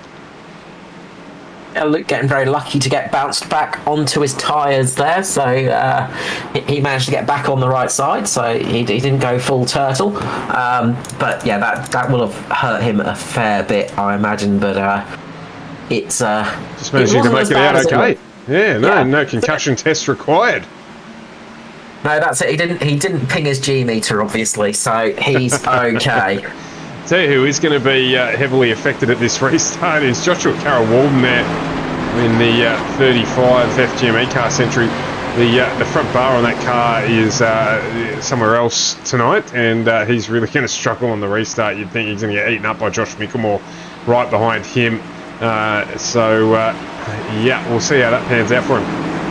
Yeah, he's running the ultralight package of the NASCAR series at the moment, the no front spoiler. It does help reduce the temperature on the car and keeps those front tyres a little bit cooler as well, but not so good for the aerodynamics. Mirko Dornak as well, he's got a lot of damage on the front of that car. It looks like it's being chewed up by some kind of giant dog at the moment. So, not going to be an easy restart, and this could be the thing that helps Dave Douglas a little bit, because he's going to be able to pull away from those guys. Of course, you're not allowed to overtake the car in front of you until you get to the start-finish line. So this is going to help Dave Douglas out a little bit, having those two damaged cars beside him. He could be able to get a little bit of a leap here and get a little bit of a distance away before those cars on the fresh tyres can start to catch him up. So this might be a blessing in disguise for Dave. We'll see how that goes. His car is still very, very clean as well. He's not really got much damage on there, if any at all. So his only concern is the fact he's on some slightly older tyres. But we're going to find out very shortly, as the pace car will be coming in the next couple of moments, and Dave Douglas in the 199 car is going to lead us away. Dave Douglas gets a good jump. He runs away straight away, launches the car, and you can see he's going to get a nice bit of a lead here from the guys behind him, because they have to stay behind those damaged cars, which take a little bit longer to start up. Dave Douglas pulling away by about 3/4 of a second, so they're going to have to work their way around those damaged cars. At the moment, it looks like Wally might be the one doing the best. And there's a big crash in the background. We've got a big accident, and that's going to bring out the caution again. Wow, wow, wow. You could hear it there on the speaker. You could hear the sliding cars going around. And that is the end of the night for a number of our drivers. It looks like Urquio, Scott Griffiths, Hayden Schultz on screen. So they are off into the yonder. And we'll jump back in and have a look at that one right now. Yeah, so there was a big checkup in front of them from those damaged cars, I think, and people just weren't expecting that pace to be as slow. So there was a huge checkup there. Basically, Luke Trahair got caught out the most. He slowed down. Then that's had Lachlan Urquio go into the back of him. Then I think it might have been Aidan Schultz into the back of Lockie. So there was a lot of cars getting caught up in that one, that big checkup, and then a lot of cars getting spun out. Yeah, absolutely. The damage there, the bill quite big. You can see there, Mr. Sheen, 83. Matty Hunter just, my apologies, Matty Raymond just getting absolutely smashed. Jason Martin involved in that as well in the 21. So that's not ideal for his night. So there's going to be a couple of drivers jump into pit lane here, but dare say the 5, 42 and 52 are out of this race. Yeah, that was a big accident, and that's going to take a lot of our main cars out of position, really. That's going to be a lot of fast cars getting caught up in that one. And yeah, really, that was just that was really just an accident waiting to happen, just with those slower cars up the front, unfortunately. I think people were just pushing a bit faster at the back. Obviously, you get a bit of a gap at the back, and then all of a sudden you get that concertina effect, and that big accident is only a matter of seconds away. Yeah, unfortunate there for a lot of drivers. Shame for those drivers that got caught up in it. The person this is going to help out the most is going to be Dave Douglas at the moment, and Philip Worley. Yeah, absolutely. They've managed to get the job done there. I didn't see what happened to Josh Mickelmore, because we tried to jump back and see that action live, but Mickelmore there dropped back into 6th place, so he got caught behind the slower cars, and that meant he wasn't able to make his way through, obviously, up into that lead pack. So he's still going to have to deal with Joshua Carroll-Walden, Mirko Dornak at the front of this pack. Of course, himself and Hamish Gallagher are going to have to do that. Jake Maloney too, Ruben Phelps. So these guys are going to have to somehow manage to get this through. No one's going to jump into pit lane here. No one with extra tyres left as Dave Douglas does the old chameleon in the car there, in just visiting the pace car at the front, but it does help him the most. He's on fresh tyres. Philip Worley's on fresh tyres, so Worley with a newer set by 7 laps, so he could run away with this one from here, Worley, depending on how long it takes the likes of Gallagher and Mickelmore to make their way past JCW and Mirko Dortnack. Yeah, this is going to work out quite well for Worley, I would say, because he's going to be in front of, again, 2 cars that are going to be a fair bit slower. I expect to see Hamish Gallagher get a good start. They've just got to time that start perfectly well and just not get checked up too much. Obviously, Dave Douglas is going to want to try and run away a little bit, and Worley's going to have that nice open top line. And I think we're going to see Worley get the lead of the race here, in all honesty, and possibly get a little bit of a gap towards the end of the race. We've only got 13 laps. We've only got 13 laps remaining now, so we're getting down to the last stages of the race. And I think drivers are going to be a little bit less patient as well, so we might see some incidents happen in that respect too. So just grabbed Aidan Schultz up into the box. Aidan was just in visiting Robin in the infield care centre. We're about to go green racing there, Aidan. Just get you to hold on for a tick while we get this one underway. In fact, we're about half a lap out, mate. What happened there? The way my night's gone, I'd rather not say too many words, to be honest. The quality of racing's been terrible. Race 1 on the outside, no room. But race 2, what happened this time?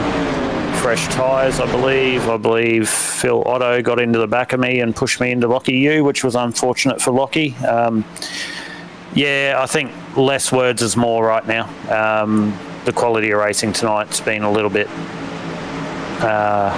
less than presentful, but the guys that have kept circulating and the usual guys at the front have been great. So yeah, I don't know, not much to say, guys, to be honest. I don't know. Well, there's one thing that's for sure, that it'll be dealt with. I'll have a look back through the race, no doubt, and if that's the case, mate, you know that those people will serve some time, and that's how it rolls in the ANZCAR series. So bad luck for tonight, obviously, after the podium last week, and yeah, we'll certainly see you back out here again next week.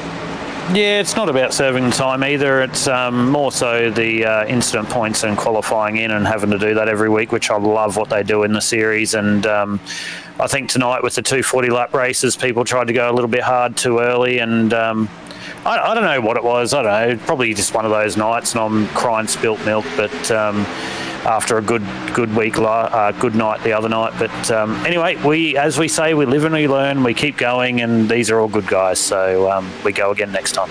Absolutely. Aidan Schultz there out of the race, unfortunately, a little earlier on. He's got 12 laps left in this one. Dave Douglas gets a restart underway here, and he has flown off. He is out of the coupe and off down in the back as the rest of the field tries to deal with the slower cars here on the old tyres and the damaged vehicles, as we're 3 wide, 4 wide down the back straight here. You can see here, I think Hamish Gallagher is going to be the biggest benefactor down the inside there. He's down underneath Mirko Dortnack. Josh Mickelmore gets through as well. Great run from them as Jake Maloney gets checked up a little bit there, as Mirko got a little loose. Ruben Phelps, my apologies, as well, up in front of Mirko Dortnack, who's just struggling, of course, with that damaged car that he's running there, the 62. And we've got him. There it goes. There it is. And there it is. There is the big one. I think that was Mirko going up into the wall there. He went up into the wall, caught the wall, and then caught Neil Pearson just in front of him as well. We had a big accident between Maloney and... sorry, not big accident, but a little bit of touch between Maloney and Gallagher. But the big accident there is going to be between... Neil Pearson there and Mirko Dortnack. That is a disaster for Pearson's race. That's not what he wanted to have happen. No, absolutely not. And we have there an issue of obviously cautions breeding cautions. So we'll go back and have a quick look at that. Mirko just got a little loose there. There's no question about it with the damage on that car. So we're just on the wrong car there. We'll have we'll jump back again and have another look at this.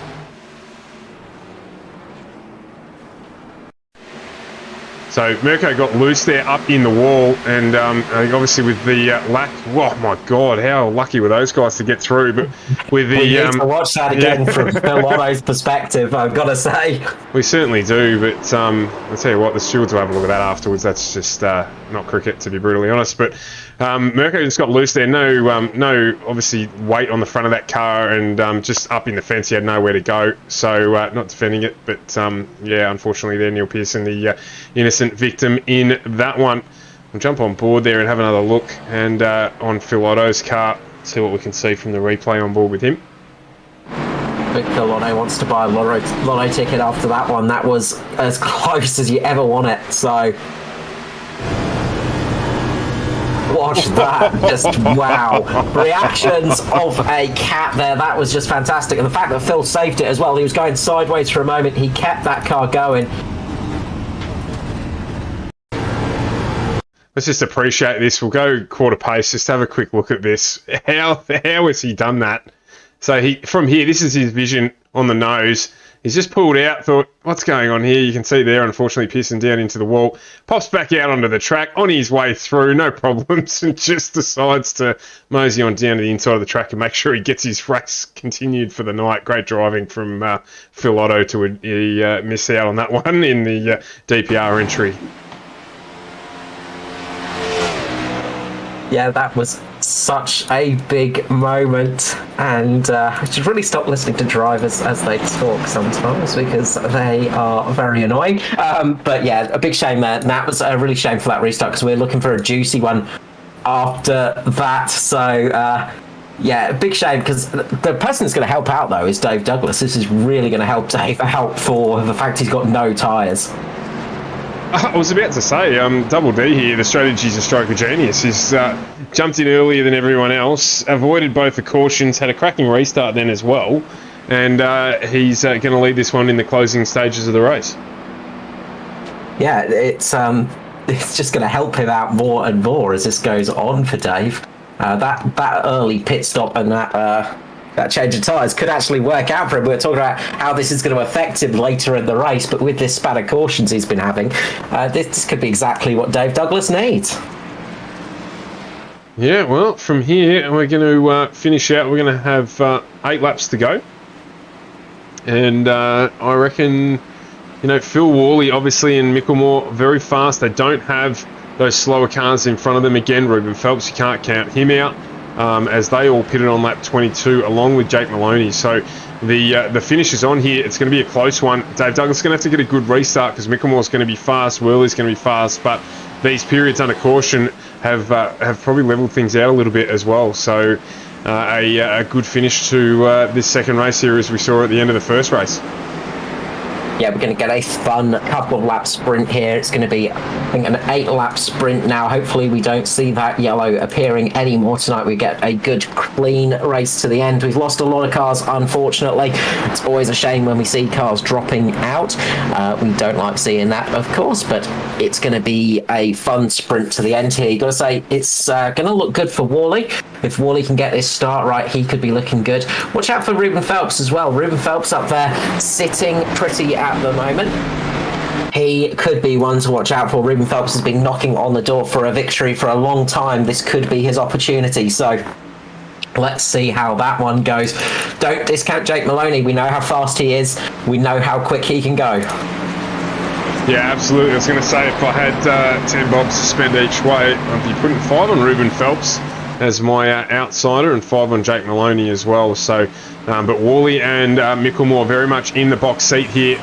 Let's see how they go. Of course, Mickelmore's probably going to get the advantage because if he jumps at the right time, Dave Douglas obviously in control of the field. He's got his buddy behind him in Hamish Gallagher there in the 13 Mitch Motorsport entry as well. They'll be able to work together. Worley's a little bit of a lone ranger at the moment out there at the front with in the DPR entry, of course. So is Ruben Phelps. So don't discount that team affair there. The Mitch Motorsport boys working together to stay up with Dave and Dave Douglas at the front and potentially close this out. Dave Douglas wastes no time at all, drops the hammer straight away, and Josh Mickelmore just caught jogging on the spot a little bit there. Phil Worley's got a good run on the outside, but they are going to go side by side into turn 1 as Ruben Phelps moves down onto the inside line there to split the Mitch Motorsport boys. That's a good move from Phelps. That's good strategy from him. That's going to pay dividends as he's going to probably move up into third place here on the restart. He's going to go with Josh Micklemore if he can. He's got Worley on his outside. Worley will get a better run out of the corner, and he does. He's also got the draft there, which is going to hang Ruben Phelps out to drive a little bit. Jake Maloney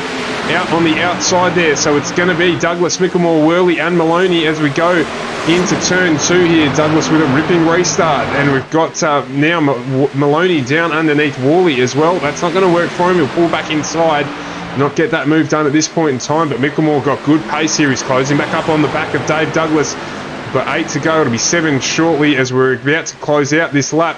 And it is Dave Douglas who's going to lead this race. He ducks down onto the inside to try and break the draft. Josh Micklemore spent the majority of the last race towards this part of it in doing the same thing, so he's well and truly used to that. Phil Worley goes with him. So does Jake Maloney. It's a breakaway pack here at the start, but Dave Douglas has got a good restart on those older tyres. Hamish Gallagher just dropping off the back a little bit on the back of Jake Maloney as we get back through here with 7 to go. And it is Micklemore trying to close the gap on Douglas. He's in the draft well and truly. He's going to get the gap closed here, but not going to get far enough up. Dave Douglas will defend the position. He knows what he's doing. Worley doing a good job to keep Maloney behind him as well. That's allowed Gallagher back up onto the back of this pack as we separate then to Ruben Phelps, Barry Neal, James Robbie, and then further back Patton and Dyson. Oh, so it's a big slide. Douglas manages to hold it, but that's going to cost him position. Josh Micklemore's going to lose the spot to Philip Worley there, and this is going to give the opportunity to Jake Maloney. Jake Maloney getting a good run right now. Worley in front, Josh Micklemore on the outside, and you can see Hamish Gallagher getting past. Ruben Phelps is looking racy again. Jake Maloney is going to be trying to get up there in the front, but Worley is the one that's going to get the payoff for that one. Worley has managed to get out in the lead, but Jake Maloney, we know he's quick. We know he's quick towards the end of the race. We've got 5 laps going here, and Maloney is all over the back of Worley, and you can see behind him, they're 3 wide at the moment with Micklemore, Gallagher, and Ruben Phelps. Ruben Phelps is going to get that inside line. You can see on the outside as well, Barry Neal again up in the fight. Barry Neal trying to work his way back up there once more, getting back into the fight. Oh, Douglas will be spewing. He was right there in the battle, and he got the touch, but my God, what a save. Dyson-esque in the save there. He almost had the car perpendicular to the wall and did a really good job to save that one. Avoid the caution, stay in this pack. Of course, we're disappointed he's not in the lead. He's right on the bumper there of James Robbie in front of him. And up the front, you can see there is Worley, Maloney and Micklemore who are going to battle out at the front here. These guys in this pack need to think about it a little bit. They work together. They get back up onto the back of the lead pack here. There's still 5 laps to go. There's time. But if they don't do it, if they're going to fight between themselves, they're going to be fighting out for the minor places as Worley, Maloney and Micklemore now. The battle is on. Micklemore's got a good run here on the inside of Maloney. Maloney will get a better run out of the corner, but can Micklemore get far enough in front? He can't this time around. There's a bit of damage on the back of the Maloney car as well as Micklemore there just drops off the pace a little bit. He'll gather that back up. And it is Worley from Maloney and Micklemore. Another cracking finish to another 40-lap run here in the ANZCAR Cup Series at Pocono. These guys are doing a cracking job. Worley's checked out at half a second up at the front, if you don't mind, at the moment with 4 to go. Yeah, Worley's got a nice bit of a lead there at the moment. The battle's still going on behind him. There is still battle packs forming. There is still so much going on in the race. It's just trying to keep a good idea on where to look at the moment. Big shout out to James Robbie. He's done a great job. 15 positions gained in this race so far. Ruben Phelps, 16 positions as well. So those guys really getting a lot of positions gained. But James Robbie seems to have a bit of speed in that car. He's catching onto the back of Barry Neal as well. So watch out for James Robbie a little bit later in this race. At the moment, Micklemore's just dropped off a little bit from Maloney. Maloney's dropped off a little bit from Worley. So Worley has got a good position. Just needs to keep those tyres alive and keep the speed going towards the end of the race. You can see right there, Maloney just catching up to Worley through the mid-corner there. He's going to get some good run off the corner right now. He should be able to catch up to Worley coming down towards turn 1, but will he be able to make the move? Don't think so, but this is going to start to look juicy as we've got just over 2 laps, just over 2 laps to go. So it's getting pretty close here at the end, and you've got to say Maloney's looking very fast as it stands. So Maloney might be in with a good shot to take it out for the double tonight, but Worley's going to make it as hard as possible. And don't discount Josh Micklemore, he's still quick. Yeah, absolutely, as he closes up on the back here.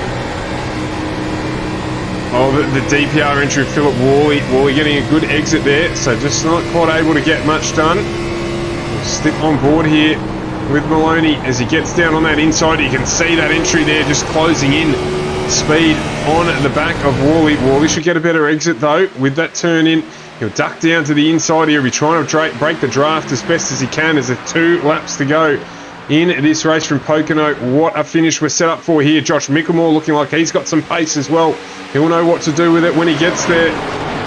So 2 laps to go here. The fighting at the front will help him. He'll get the draft. And if it is the sake of Worley holding out Maloney here, Mickelmore is in a good position to try and take advantage. In the background there, you can see it is Phelps, Neil Gallagher, Robbie and Douglas fighting for positions 4 through 8 at the moment. Mickelmore now right up on the back here as well of Maloney. So under pressure, no doubt about it, for the lead here. Worley's just checked out ever so slightly. He's got 2 tenths on those behind him. But the closing speed there of Maloney into the corner. Worley will get a better drive out of turn 3 as we head around. And there is going to be 1 lap to go here for the ANZCAR Cup Series at Pocono. What a treat we've had tonight across these 2 races. And Maloney now, it could be subject to a move here from Mickelmore. Mickelmore will be trying to tee him up. Potentially just gets high in the line there. Hopefully gets the better drive out of the corner. Jumps back onto the back of the pack here as Worley defending, trying to make sure that Maloney doesn't get the draft. Ducks down onto the inside, not able to break the draft there at all. Maloney well and truly up to that one, and he's gone with him. So we're into turn 2 here. We're running out of track rapidly as we're over halfway through the lap, and Worley gets wide, really wide. And he's going to drop a place here. That's going to get Maloney up into the ascendancy. You'd expect that Mickelmore's going to go with him. Worley there just trying to push Mickelmore wide. Is he going to be able to hold that position? You'd think that probably not. You'd think that Mickelmore's going to get the ascendancy. He is. And it is going to be Maloney from Mickelmore from Worley who are going to take out the race here at Pocono. What a finish there. A small mistake from Phil Worley ends up with him dropping out of the top position and ending up finishing 3rd as Jake Maloney gets the double in P1 and Josh Mickelmore joins him in P2. What a cracking finish again in the ANZCAR Cup Series from these drivers. Heartbreak for Worley there. That was so close to taking out the first win for him in the ANZCAR Series. Just a corner away pretty much, and just messing up the exit of turn 2. We talked about it a few times. Turn 2 is a treacherous corner. Jake Maloney got very lucky. If he was maybe about a millimetre or 2 closer to Worley, he would have gone into the back of him, and that would have been the end of his race as well. Josh Mickelmore just holding on there and just sneaking his way in there. He almost got that. If Maloney and Worley made contact, that would have been Mickelmore's race. Again, a strong finish for Josh Mickelmore tonight, getting that P2. He's had a good run tonight, but as is often the case for Mickelmore, more the bridesmaid than the bride. But another solid finish for him. That's going to help out championship standing-wise, getting into the chase, of course. But another victory for Jake Maloney, the Pocono King, taking out the race in the Xfinity and the Cup. What a fantastic drive from Jake Maloney. Yeah, and taking nothing away from Josh Mickelmore as well. Obviously, he finished P2 last night, and the thing that impresses me about this second race, of course, is he's out on his pat. No teammates around him to try and help with that battle, and he battled really hard. Good driving from him, and certainly no surprise that was the case as well from Josh Mickelmore. A fantastic run from him, and Jake Maloney. Look, to be honest, he's done the Bradbury almost in both races. A mistake in that first race from Jason Martin gave him the opportunity, which he grabbed, and just Philip Worley there on that last lap, just not quite able to tuck in far enough, and unfortunately clipping the wall and letting Maloney and Mickelmore duck through. Yeah, that's it. And it as we said, same with Jason Martin before. It just takes one mistake, one momentary lapse of concentration, and that's it. You can drop from 1st to 3rd to 4th instantly. It's so quick to happen. Let's go through the finishing order. So race winner Jake Maloney there, Josh Mickelmore in 2nd with Philip Worley in for 3rd position. 4th for Ruben Phelps, the biggest gainer of the night, I believe, with 16 positions gained. Hamish Gallagher in 5th position with James Robbie in 6th. Really strong finish for James Robbie, 15 positions gained in that one. Barry Neal 7th. Dave Douglas valiantly in 8th position on those relatively old tyres, also with 15 positions gained. Danny G in 9th with Stevie Williams in 10th position. Matt Hunter in 11th. Nigel Patton in 12th. 13th for Paul Jackson. Andrew Dyson finished in 14th. 15th was Maddie Raymond. Raymond Yeager in 16th position with Barry Anastakis 17th. 18th for JCW. Phil Otto 19th. 20th for Justin Witcher. Jason Martin, first of the non-finishers, 21st. 22nd for Foster. 23rd for Urquio. Dortanac 24th. 25th for Traher. Pearson 26th. 27th for Schultz. Scott Griffiths 28th. And 29th was Jason Hartigan. But that end of that race, Stuart, was absolutely classic. You can't get much closer than that. And yeah, absolute heartbreak for Worley there, but great race again. Another top 3 finish for him. He's really been making a name for himself. Again, one of those drivers with a little bit less experience on the ovals, but doing another solid job and getting himself into the top 3 once more. Yeah, absolutely. As we are joined by our top 3, just pulling him out of the green room there. I imagine it's relatively warm in that room with some frustrated drivers venting their frustrations, of course. But what a finish from you 3 gentlemen. Both races a treat. And we'll start with you, Phil. Commiserations combined with a little bit of congratulations. Obviously a top 3 finish there, but just clipping the wall at the end, and that just upset the race for you. Yeah, I mean, the boys probably had a run on me anyway, so try to probably go through there too quick, and that's what happens, you know. You got to take the risk to win it, and it didn't pay off, but still made the podium, so that's good. Yeah, really strong performance, of course, not taking anything away from that throughout the night. Good qualifying from you and a good strong run through the race. Did you find there just at the end struggling a little bit for tyres, or just just that push? No, it was nothing to do with tyres or anything. I simply knew that I had to maximise turn 2 because their last shot was getting a good run out of that. And then if you get on the outside with someone diving you at 3, it's all over. So I just went ham through there basically, and it just didn't pay off. On the restart, we saw obviously a lot of congestion with a couple of the damaged cars staying out there. Obviously, Dave Douglas on new tyres, undamaged. That caused a little bit of a bank up in the pack. Yeah, that was a little bit hairy, to be honest, because there was 2 at the front that had damage, and then there's a lot of us boys that didn't with fresh tyres. So that restart wasn't the best, but just glad we got through it, to be honest, with no damage. Well, obviously, another strong DPR performance, as we always expect to see every week. A little bit of misfortune for a couple of the guys, but congratulations for coming in P3. As usual, just the shout out and love to your sponsors. Firstly, I'd like to thank you boys for putting on the broadcast, and of course ANZCAR for the awesome series. Daiso didn't make the podium this week, and he'll be a bit upset if I don't say full credit to the boys because they worked really hard this week, and I was really taking some notes from the data from what Neil was doing to work on my quali speed. And obviously simrigs.com, Southwell Lifts and Hoists, Ben Max Mechanical, Bet Smart Racing Services, and MP Designs. Yeah, absolutely. And a big shout out as well quickly to simrigs.com. There's only 6 days left in the end of financial year sale. So if you're after some sim gear, big supporters of the sport that we all love. So jump on their site and grab some gear if you're looking for it. So well done, Phil Worley, on 3rd position tonight in the feature race. Thanks, boys. Just like to also give a shout out to Jake and Mitch there. They were quick tonight. Yeah, absolutely. Speaking of which, perfect segue into it. Josh Mickelmore back in the booth again tonight, mate. We said bridesmaid again, unfortunately for you, but a cracking run. And I was just saying before we got you into the room, a really impressive finish there. Nobody around. Normally we see, Mitch boys running together, but you fought out there, standing strong on the end by yourself, mate, and a really, really good run from you. Yeah, managed to get in the top 3 again, which is good.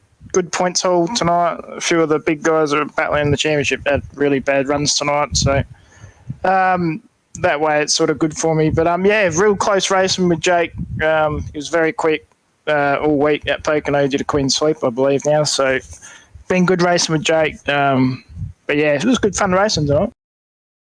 Yeah, absolutely. We were wondering how you guys are going to go with that restart there, as you mentioned with Phil. But it sort of checked everyone up. You kind of had what we anticipated was the better line being behind Dave Douglas, but didn't quite work out with you. We didn't see what happened there with that big accident that happened out of the first restart there late in the race. You sort of dropped down to 6th position. What happened there? On the restart, I started off as 6 behind JCW, Joshua Carroll-Walden, and I didn't actually realise that he had no front end. I was sitting behind him, I'm like, come on, man, what's this guy doing? And then we noticed when the caution came out, Hamish went up and had a look, and sure enough, he had no front end. I'm like, oh, okay, that's the reason why we sort of didn't go anywhere. But that second restart made sure we can get around him as soon as we get over that line and keep moving on. Yeah, well, it certainly worked out for you there, and sorry, I just had a little bit of an issue there, but it certainly worked out for you there, so a good restart and 2 really, really strong second places for you tonight, as you say, good points haul with a couple of the other contenders at the top just falling away a little bit, so another good consolidation round for you, and no surprises for Mitch Motorsport as well, so as usual, mate, I probably should be able to recite them off by heart myself now, but not quite there yet, so just some love to your sponsors. Yeah, just the boys, Hamish, Jason, Dan. We had a bit of a rough run, the other boys tonight, but I'm sure we'll keep one foot in front of the other and we'll move on to the next week. And BK Designs, my team sponsor, and you guys for broadcasting at FGMeCast. Yeah, and also Jay Maloney, Clean's Fleet this week. Bloody good job, mate. Yeah, absolutely. And a big shout out to Hamish, who I realised I didn't ask any questions of in that first race review as well. So big shout out to him for the 3rd place in that first one. And sorry, Hamish, it's probably a little bit of retribution for letting someone else use your livery tonight, mate, and making our job harder. But a good night overall for Mitch Motorsport in those 2 races. Congratulations, Josh. Cheers, Stu. Jake, over to you, mate. As Josh said there, clean sweep tonight. You've got the Xfinity and the double into the Cup. A little bit of fortune at the end there, mate, but very, very strong running, taking nothing away from your driving throughout the events this week. No, it's been great racing the last 2 nights, and yeah, it was unfortunate for Phil there. I think we all made the decision to send it in the tunnel turn, and I was on the limit as well. I was pretty close to hitting the wall about halfway through the turn. I thought he might be in a bit of trouble if I feel like I've sent it and he's gone in a bit harder, but it was bad luck for Phil. I didn't think I had any chance of beating him before that, to be honest, the way he was driving, so bad luck to him, and just great racing with Josh and all the Mitch guys and DPR guys, and just great racing when you can race so close and not have to worry about anyone getting spun out or that sort of stuff. Yeah, absolutely. It was one of the things Carl and I talked about in the pre-race was how clean the Xfinity race was. Obviously, we had the caution periods and what have you, but particularly up at the front, we're treated to that in the at the end of the first race, as we spoke about in the last race, and here as well. I mean, to have 3 cars running that close together with no touching and things like that, just fantastic racing from all of the crew. Yeah, absolutely. You always get that with these guys towards the front of this field, and I don't think I've really ever had any incidents with most of the people at the front. It's always great clean racing, so always good fun. So obviously from here, Jake, just the shout out and love to your sponsors if you can, please.